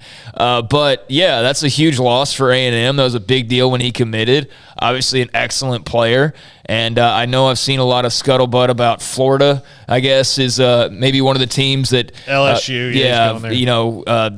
Florida's one that I saw in particular that a lot of people seem to be pointing the arrow towards. But, yeah, LSU's also been mentioned with him as well, and who knows who else could get involved, because, after all, it's recruiting, so anybody could, in theory, jump into the fray there. But it does seem like he's SEC-bound regardless. Was going to be, if he stayed with A&M, of course, but looks like he'll stick around at least and probably play them at least a couple of times when all is said and done. But, that's a big loss. I mean, they still have one of the best recruiting classes, ever signed on paper, but that will dip the average down a little bit. I don't know if I would assume it's probably still one of the greatest recruiting classes ever. I mean, he wasn't the linchpin to all of that, but as a 5-star, he was one of the linchpins. It's not Travis Hunter and FSU. Yeah, it's not quite to that extent the whole class looks different without one guy. They still have a very good class. But, yeah, that's a big loss, and that's just kind of today's college football as well. Yeah, absolutely. And Oklahoma State backup quarterback Shane Illingsworth, he's in the portal. Kind of curious to see where he winds up. Spencer Sanders, starting the year maybe didn't have the chokehold on that job that I think a lot of people thought he should, but by the end of the year, he's the Big 12 quarterback of the year, and now he's back, so... Yeah, I mean, I think he had a chokehold on it. I don't think there was any doubts he was going to be the starter ever, but, I mean, he certainly didn't necessarily at times, prove that he should always be the... You know what I mean? He definitely made some mistakes here and there that... kind of been the case the last couple of years that we've seen him, just some of those typical kind of brain farts or whatever that he may have, just bad decisions. But no, I mean, for the most part, he was really good this year. Although I'll say I don't think winning Big 12 quarterback of the year is really saying a whole lot this season. I mean, look around the league. Comparing it to what, really? I mean, everybody was in flux or just had guys who were pretty average, quite frankly. I mean, Brock Purdy was supposed to, have his big final year, and he was okay. I mean, he just had a very typical Brock Purdy year. Oklahoma with Caleb Williams, I mean, he was a revelation, but he is still plenty raw, and now he's not going to be, in the Big 12 next year. And he had a lot. I mean, he's got so much upside. It's ridiculous. It's too bad we're not going to see that in this conference. But, I mean, yeah, you just kind of look around the league, and everybody was solid to shaky, but nobody was just excellent at quarterback. But he's got a chance, coming into next year. I'm sure Quinn Ewers will get a lot of hype, and maybe Blake Shapen will get a little bit just based on the limited amount of time we saw him, because that limited amount of time was really good. But we need to see if his shoulder's okay. And I'm sure there will be some others that were, a little scuttlebutt on, maybe improvement and where they could potentially, be in the hierarchy next year. But it's pretty wide open as far as best quarterbacks in the Big 12. And you got to start with Spencer Sanders. And so, he's going to have big expectations, and they're going to be asking a lot of him next year because of all his experience and the talent that he does have. But also, obviously, they relied on their defense heavily last year, and I think they're going to have to get a bit more out of their offense this upcoming season, would expect to with a senior quarterback and a veteran like him. So, going back to Illingworth, though, like, he was fine. He was whatever. I mean, I don't see that as any huge loss really at all. I'm curious to see where he lands. Like you said, he was fine, and that was about it, quite frankly. But I am excited to see what Spencer Sanders does, because I do think there's going to be a lot of hype surrounding him next year. Yeah. Look, last week, Texas added maybe one of the most well-accomplished analysts in the history of analysts on their staff, and Gary Patterson. I think Herm Edwards has trumped it, though. How's at Arizona that? State. He brought in a guy with a Super Bowl ring. Brian Billick is now an analyst on his staff, 67 years old. Brian Billick joins. He's also got Marvin Lewis as an analyst on that staff. Brian Billick, of course, long-time removed from the Super Bowl win that he had with the Ravens, been working the last 12 years with NFL Network. You and I have interviewed Brian Billick, a handful of times at Super Bowls. Always a great interview. Really interesting guy. And now he joins the Arizona State staff. I don't know how much effect these analysts have. Coaches seem to think that they do, and it's nice to have them, but I do think a lot of a bigger deal is being made of it than a lot of times than it could. Gary Patterson is kind of a big deal, and I'm curious to see how he works in the shadows, which is what analysts do. But I think sometimes it's like, oh man, look at all these analysts, and it's nice, but it's not. I mean, I think there's advantages that can be gained there. I mean, I don't think you get worse by adding Gary Patterson as a defensive analyst. I mean, some are treating it, though, as like it's going to be the key to unlocking like all their secrets on defense. And I'm curious, because if it is, then maybe we see more attention being paid on or paid to analysts. I mean, he's certainly going to have an impact. To what extent? I don't know. I mean, does he have such an impact that maybe they make a defensive coordinator switch next year? Because that's the thing that I would be wondering about. But I'm sure he'll probably want to be a head coach, again one day. Who knows, though, with Gary. I mean, the fact that he's at Texas is sort of surprising, and then you hear about how he exited, and it's really not that surprising after you hear that. And I think just a really ugly look, quite frankly, but I don't expect anything else from him. What place could turn the screws? Because there's two places he could go that would really make them mad. But if you're going to make them mad, that is just so petty and so exactly what I'm talking about. Yeah, one of them is Texas, and the other one is not going to happen. Which would be here, Baylor. It's not going to happen in a million years. Fans would riot here. Yeah, it would be ridiculous. I don't care how good he is. Like, fans would not be happy with that. And I mean, obviously, they don't need any help on defense whatsoever. But even if they did, I don't think fans would be on board with that. Even if you told them, like, hey, he's the key to winning it. Like, I mean, unless he could guarantee a national championship, I don't think, even if you could guarantee a Big 12 title, I think fans would be like, nope, would rather not have it than have Gary Patterson get any sort of, Baylor staff ties. But no, I mean, he's a great coach. I don't like his personality. That didn't start with me. That started when I randomly looked up one day. It was just blocked out of nowhere years ago. But nothing personal against the guy. I don't know him personally. I do not. Well, look. I don't vibe with him. I don't respect people who lie to my face. There's that. And he did that to me and Smokey a long time ago. And it's just hard for me. Like, I get it. Like, he's a brilliant coach, and I've said this a million times. The reason that Gary Patterson doesn't have a bunch of national titles and conference titles, and I'll compare him to level of brilliance as coach as X and O goes, is like Belichick level, Saban level. He's that smart. The difference between Saban and Belichick and Gary Patterson is they are in no way ruled by their emotions, and Gary is 100% ruled by them. So when your emotions and your intellect clash, most of the time your emotions are going to win out, and that's what happens with him, and that's why TCU has fallen into mediocrity, because he let his emotions run things. Well, I think he's a great addition for Texas. I mean, again, to what extent, we'll see how much, influence he can have. We'll see. And how well they get along up there. You know, it's a lot of voices, and here's a guy who's been a head coach for a really long time now. I'm sure he's smart enough to know, and especially with Del Conte there, I'm sure they've fleshed all this out. Like, there's not going to be any issues. But, I mean, you do wonder if their defense does struggle, you know, at some point during the season. At least you know from the fans there's going to be that chatter of if Patterson and Kwiatkowski and, you know, that situation. But, I mean, I think as far as you could hire analysts, that's pretty good. And going back to Arizona State, you know, I guess if Alabama's the rehab for college coaches, then Arizona State's becoming the rehab for former NFL head coaches, because Herm's just littering the staff with former NFL guys. But that's interesting, Brian Billick. It's an interesting hire. And, yeah, I mean, I read an article a while ago on analysts and what all they do, and they definitely have, you know, impact and influence, especially in the preparation. So we'll see as these start to become more high-profile names around the country, like just how big these positions do get. Yeah, I actually think eventually one of the things the legislation is going to come down is they're going to limit how many you can have. Because I'll believe it when I see it, because I don't believe in the NCAA and passing anything. So, yeah. But that's in the new governance kind of. Oh things. Yeah, that's the new government. The new government's they're not going to let LSU, Alabama, you know, all these big schools have 25 analysts. Like, you can have 7.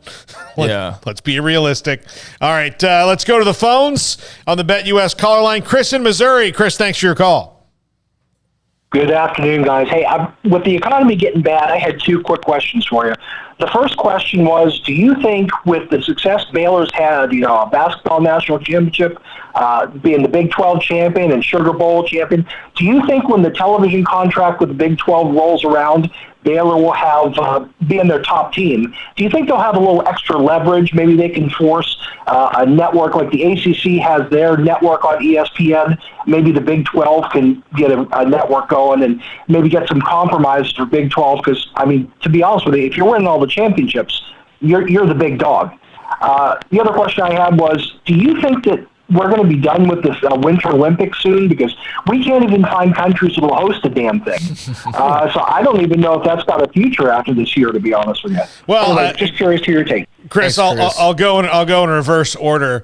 On the Olympics, I think the Olympics and the World Cup are about to go to probably about a dozen city rotation. You know, where it's not going to be, because there was so much grift and corruption and all these things and bad stuff that's happened with the Olympic bids. Like, it's just going to be like, okay, London, it's your time. You know, Atlanta, you can have it again. Tokyo, Athens, Rome, you know, like places that can actually handle it, that have infrastructure and stadiums built, as opposed to what they do when they make them build like what Sochi, Russia, had to build all these facilities. Yeah, there's a lot of abandoned buildings around Sochi. There's also in Rio, you know, and I'm sure a lot of other sites that have hosted, because, basically they just build huge complexes, event structures and fields and all sorts of stuff just for this event. And then they are supposed to have some types of plans for the use afterwards.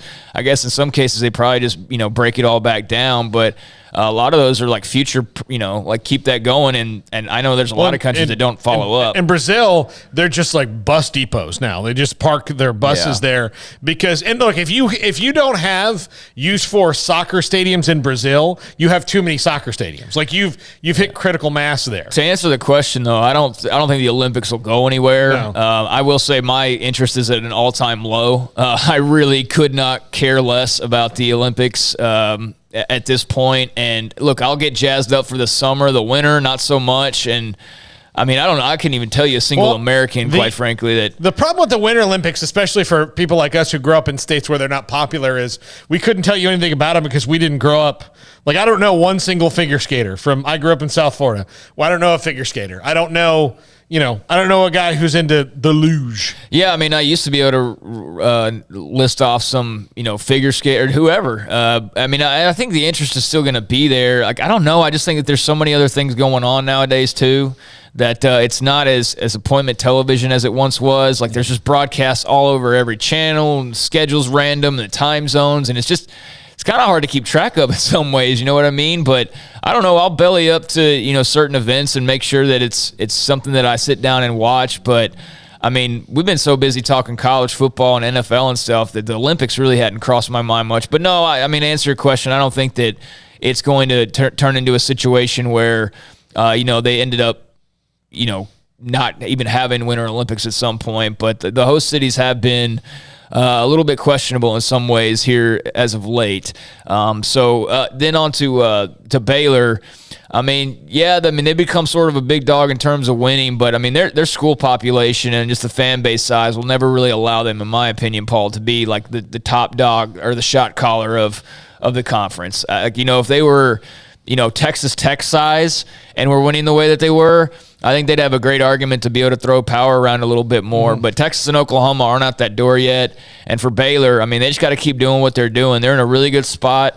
I think that, things are going really, really well pretty much across the board right now, and there's been some unprecedented success, but by no means just because of their size and all of that do I think that they're, like winning-wise, you could argue they're on top of the conference, but like in terms of any sort of influence or power, I don't think they're in that spot at all. I don't think they can just kind of wield it around because of recent success. I mean, if recent success mattered, then you'd see a whole lot more teams with a lot more power. It's built in, and it's part of the problem with how college athletics goes. And as far as the Big 12 network, I don't know what that's ever going to happen. Bob Bowlesby doesn't seem to really believe in it, and he doesn't seem to think it really helps the conference all that much, especially now that I don't know. I mean, look, if everything's going to be on streaming, then just find a streaming service and go there. To the network point in particular, they got the whole Big 12 Now deal with ESPN Plus. I think they're pretty satisfied with that. I mean, I haven't heard any complaints or any grumblings about, that not being a nice fit for them. It seems to have worked out pretty well.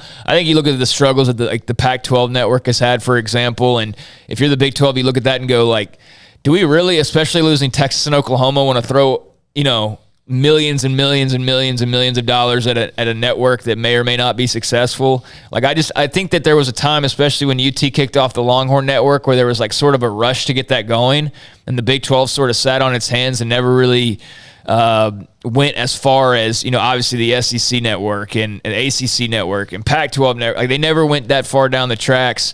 And I think for a reason. I think because the thought was at one point that everybody was going to have that and that was going to be the standard. And I think you look at it and you see the struggles of a Pac-12 network, for example, and they would rather avoid that rather than, believing that it would automatically turn into some cash cow for them. Because I don't think it would be a cash cow, especially with Texas and Oklahoma moving out the door. So I think they're going to stick probably to what they have right now, but I would imagine every conference leader is looking hard at the streaming world and how and what effect that is going to have on everybody, but in particular college athletics potentially moving forward. So no, I don't think there's any rush or any really desire for a Big 12 network at this point. Big 12 Now and ESPN Plus is kind of just going to be the deal, and then maybe when the TV contracts get renegotiated, you see something come out of that, but I don't believe that would even entail a standalone Big 12 network. I don't know what, especially now in the streaming world, that the SEC network and the ACC network are really doing. SEC network's obviously a little bit better put together, but ultimately, what's it really doing for their bottom line? Is it costing them more than it's making them? Is part of increasing the size of the SEC to try to help? I mean, ESPN having a vested interest to try to help with that. I'm not sure how much their bottom line, because all I ever hear about ESPN is how many jobs they're cutting. Right. And not how well things are going there. So, they're trying to get more live sports, which means, they have something to put on the SEC network, but even still, I don't see the long-term viability of it. And I don't think it is any kind of now it might be some sort of status symbol, but the Pac-12 network failed. I don't have anybody ever texting me something like, hey, you got to see this thing on the Big Ten network. I turn it on when there's a game I'd like to watch on it, usually basketball, but yeah, there's nothing about it that's really great. And then 10 years from now, they're going to have all these channels hanging out on satellites that nobody watches because people gather their news differently. So yeah, I think it kind of remains to be seen on what exactly the future is going to look like in terms of the stream. I mean, that's going to the big thing coming up for college football, which is there's a lot of different things, but it's, those TV rights, that's going to be massive, and that's going to be very, very telling the way that it starts, with whatever the first ball to get rolling is. That's going to be, kind of a tone setter for the rest, as all of these grant of rights agreements are going to be coming up in the same time frame here over the next couple of years. So that'll be really interesting to follow. But, yeah, streaming will certainly play a huge part. And we'll see where it goes from there. I do wonder if the Longhorn Network had been more successful, and more of a impactful network than it turned out to be. Maybe we would see more concrete brick and mortar networks for certain schools, but I think everybody saw what happened there and was like, yeah, that paycheck was nice, but it's clearly, that's all it is, really. That's all it was, and there's other ways to get paychecks, besides starting a whole network and building it out and doing all of that stuff. It's worked well for UT. Ultimately, it hadn't hurt them in any way, I don't think, but it definitely wasn't the big boon that everybody thought it was going to be at the time. And I think when people saw that, there's like, yeah, we don't need an Ohio State network, or we don't need a... I think the biggest thing that the coaches found was just kind of a pain in the neck for coaches, for them, because all right, before you had to do your call-in show once a week, you had to do this, but when you have a network that's dedicated to you, there's going to be more requirements because you got to fill 24 hours a day, and you can only play the 2005 national championship game and man of the house so many times. I would love to know how many times they played that on that network. I would love hundreds, right? It has to be hundreds at this point, I would think. But if you're a female basketball recruit and you want to see the Vic Schaefer show, then maybe you tune into that. But outside of that, I don't know why anybody would even know if there was a Vic Schaefer. You know what I'm saying? Yeah. If you're not a Longhorn fan, you have really no reason to tune into it unless your team's playing the random game on there or something. But yeah, I remember when that first came out, how big of a deal that was supposed to be, and it's just been whatever, really. Well, the Texas, I'm trying to find an appropriate phrase, but they sold water to the ocean essentially on that. They're like, hey, for ESPN, people will love this. And I think if you want to know why ESPN's had so many problems lately, is that at no point in that conversation they said, when we're on cable providers all over this great land of ours, there are cable providers in Texas, and sure, they'll want to have it. But even if they don't, we'll put it on there anyways. But certainly that should be an easy sell. But what about Wyoming or Maine or North Carolina or Illinois or any of the other, and I'm throwing out some of them not densely populated. What about all the TVs in Florida that we could have? Do they care? That's a densely populated area. No. And no one said that. Just Texas was able to sell themselves, and this is an absolute, and I know we dog them a lot, but this is an absolute credit to the Lost Odds and the staff there for absolutely convincing ESPN that they were a way bigger deal than they would be. That people all over the country are going to want to watch Texas volleyball and one football game a year and football adjacent programming. It was a stroke of genius to get that money, but I'm pretty sure, after a couple of days that network was on, ESPN's like, I think we made a huge mistake here. Because again, for Texas has been great. For ESPN, it's been it's been nothing but a headache, because it took them about 4 years to get it on every major provider, that you'd want it on. It took them that long just to get it there to try to make some of the money back that they're paying to Texas and the staff and all that. So, yeah, that to me is one of the great sales jobs in the history of the world, and they should write books on it and do seminars like Dale Carnegie. Just go around and be like, listen, this is how you sell someone something they absolutely don't need. Completely right Done. Here. Yeah, right there, because they didn't need it. And but yeah, it's how you pump up your brand. But that's how the Longhorn Network came about. When we come back, the top 5 at 5:55. This could be 2 in a row, Armstrong, if we get up by 6, right? 2 shows in a row, out by 6. Gonna happen. SicEm 365 Radio, 365 Sports. Three Nations Brewing Company has 16 different beers on draft with a new beer every Friday. It also offers 2 air-conditioned tap rooms, a large indoor beer hall, a second-floor mezzanine offering a great overview of the brewing company and equipment and patio where you can relax under the shade. Plus, you can now experience the new Three Nations Beer Garden Grill on our shaded patio with socially distanced seating for your enjoyment. Grab a cold beer and enjoy a bite from our freshly prepared and delicious menu. Street tacos, quesadillas, freshly cooked burgers and dogs, and veggie burgers too. State Fair tornado fries, nachos, and so much more, all prepared and cooked on site. So come visit the award-winning Three Nations Brewing Company on East Vandergrift off I-35 in Carrollton.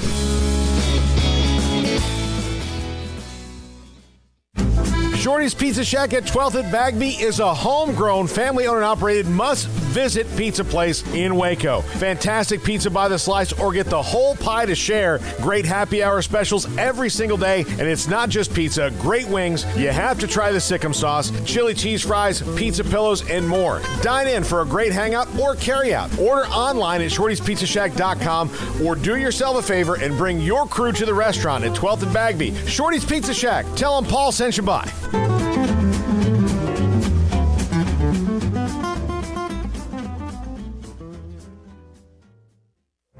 Stepping into the boots of a U.S. Army officer can add confidence and leadership skills to your son or daughter's career path. See all the things they can achieve in our boots at GoArmy.com. U.S. Army Waco Recruiting Company, 254-598-8131 or 254-776-1543. It was broad daylight. I stepped into a gas station for 5 minutes to grab a snack, and just like that, my car was broken into. They made out like a bandit. My laptop, my phone, everything. I called my agent to see what could be done, and he restored my faith in humanity. My claim was processed so quickly, and I was able to recover my losses. Stop by and see our agents at one of our 3 McLennan County locations. Coverage and discounts are subject to qualifications and policy terms and may vary by situation. Payments for qualified buyers only at 2.9% with $5,000 down cash or trade. TTL Extra. See dealer for details. It's New Year, New Ride time at Richard Carr. New Year pre-owned deals like a 2017 Dodge Challenger for $272 a month, a 2019 Ford F-150 for $422 a month, or a 2014 Cadillac CTS sedan for $227 a month. Our vehicles go through a 172-point inspection and we pay top dollar for your trade. 100% approval is always our goal. Find your next car or truck at Richard Carr. At Richard Carr, we give you more. Riverbend Liquor and Wine, Lakeshore Drive at North 19th Street in Waco is a hidden gem. They've got a great selection of spirits, wine, and the most extensive selection of craft beer in Waco in their gorgeous walk-in fridge. And they have an amazing array of high-end bourbons like Pinhook, Weller, Buffalo Trace, Brush Creek, Hotel, Garrison Brothers, Thomas S. Moore, Hooten Young, and Bardstown. Great customer service and a convenient and speedy drive-through window. Riverbend Liquor and Wine. Find out more on Facebook and Instagram.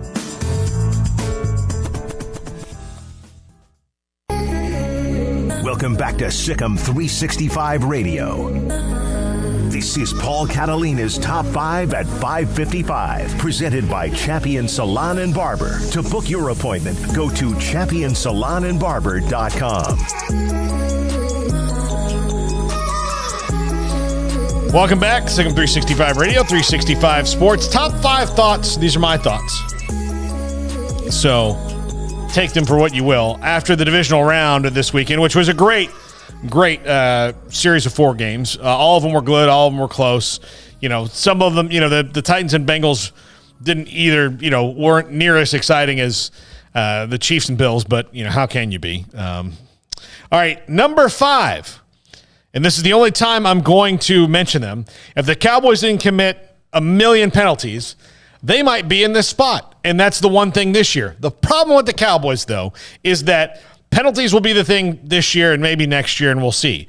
But they'll find another thing that where their deficiency is so deficient, it's the one thing that keeps them out.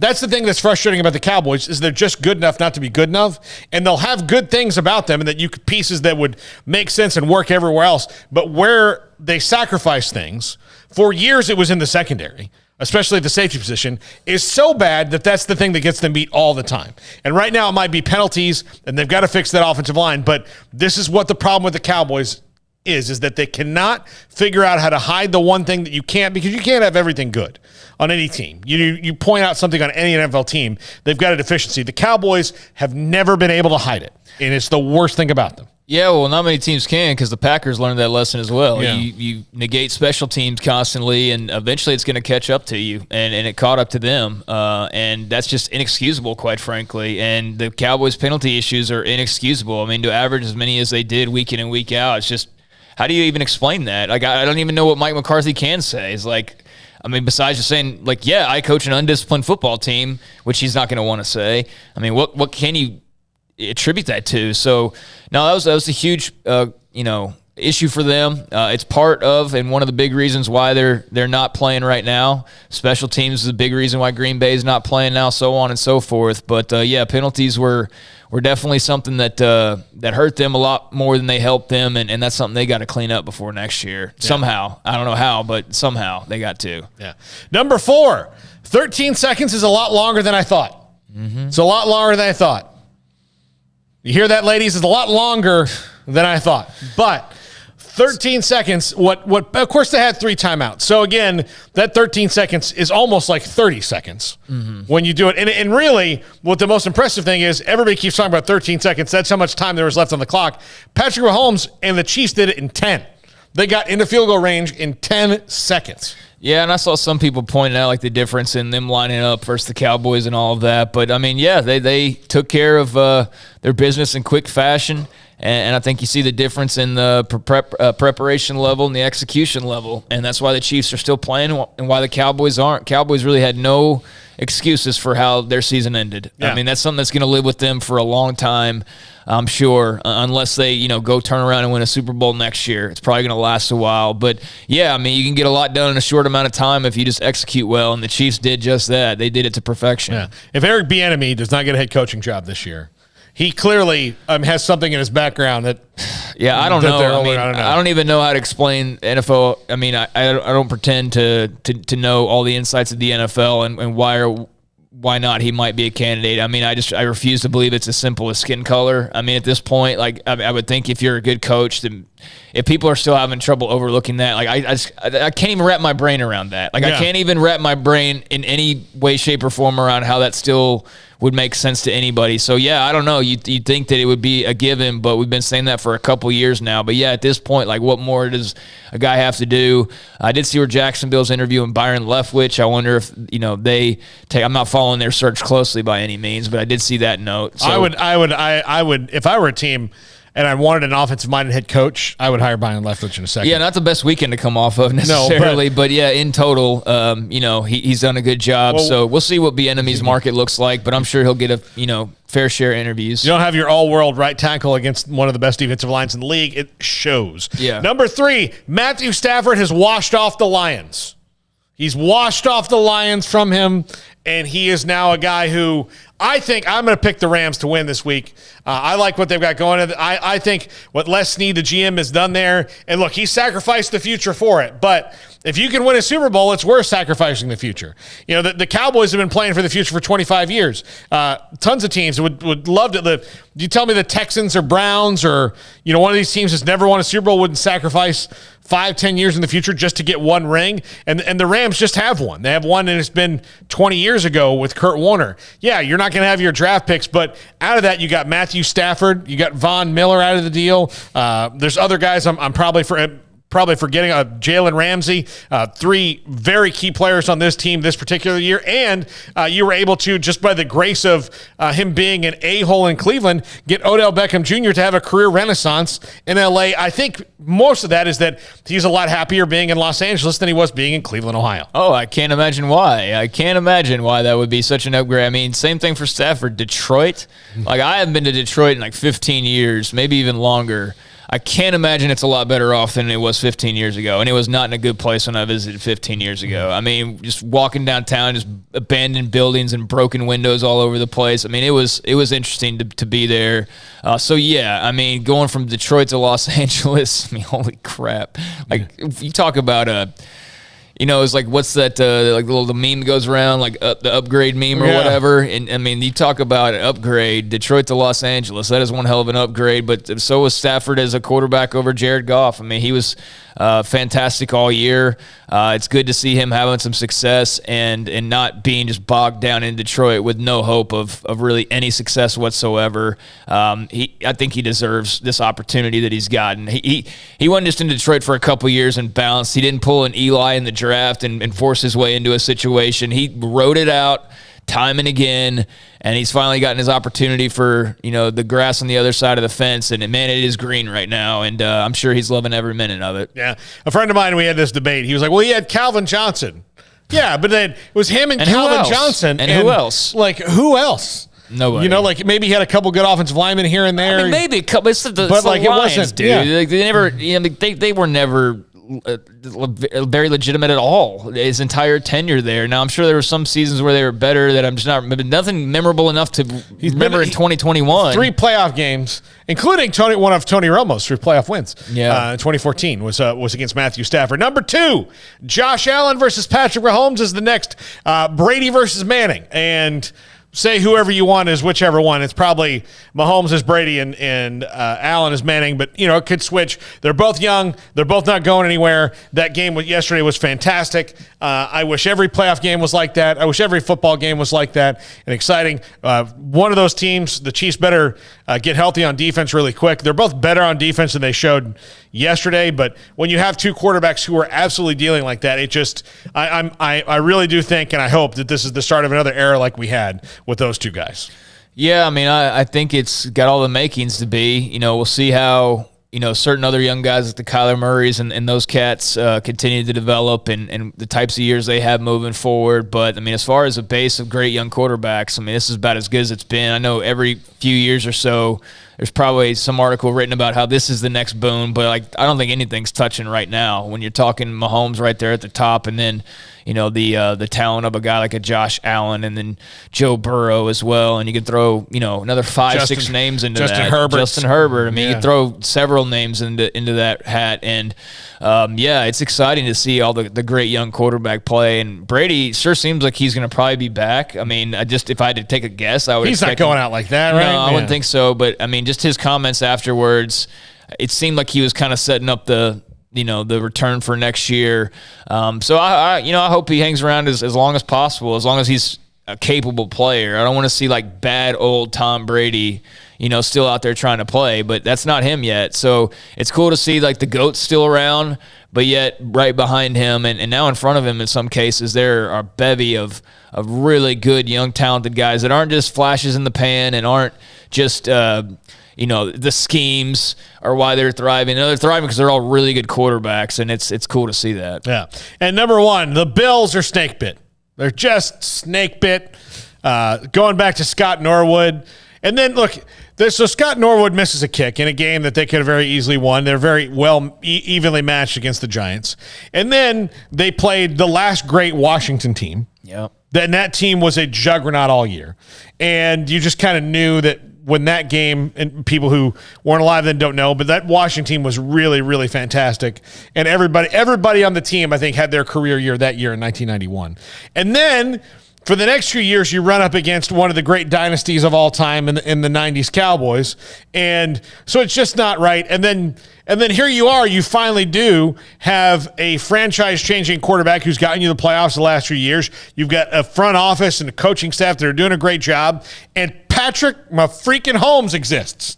So, yeah, they're just snake bit in Western New York right now. But I do think that the time is near where they're going to get over the hump. Yeah, they just need to add some more pieces, but I think they're in a good trajectory. They got a good coach. They got a good quarterback. I mean, that's the starting point right there, and they got some other good as well. But, just not good enough to beat a team like the Chiefs and a guy like Patrick Mahomes. I mean, make a couple stops. That's all you had to do, and make a stop in that final, what did it turn out to be ultimately, the final drive for Kansas City? Like time-wise? The overtime one? The one to send it to overtime. 13 seconds? 13 seconds. I mean, you're 13 seconds away from from going to the next round. And so that's going to be a really tough pill to swallow. But there's a lot of reasons to be hyped about the future. Really over the moon over Josh Allen, and they'll be back. I don't think that they're going to be a team that disappears by any means, but they do have some areas to improve to get on the level of a Kansas City Chiefs. And the Chiefs, just hard to imagine them not being just in the mix for the next 10 years, so long as Patrick Mahomes is around. That's right. All right, well, that's going to do it for us. Thanks to Armstrong. Thanks to Jack. Thanks to Scott Drew, David Helman, Mike Scarborough, Jeff Howe, Matt Baker, all with us today. Thanks for you for calling, for listening, for watching. Whatever you do, we're back in tomorrow. Have a great night, everybody.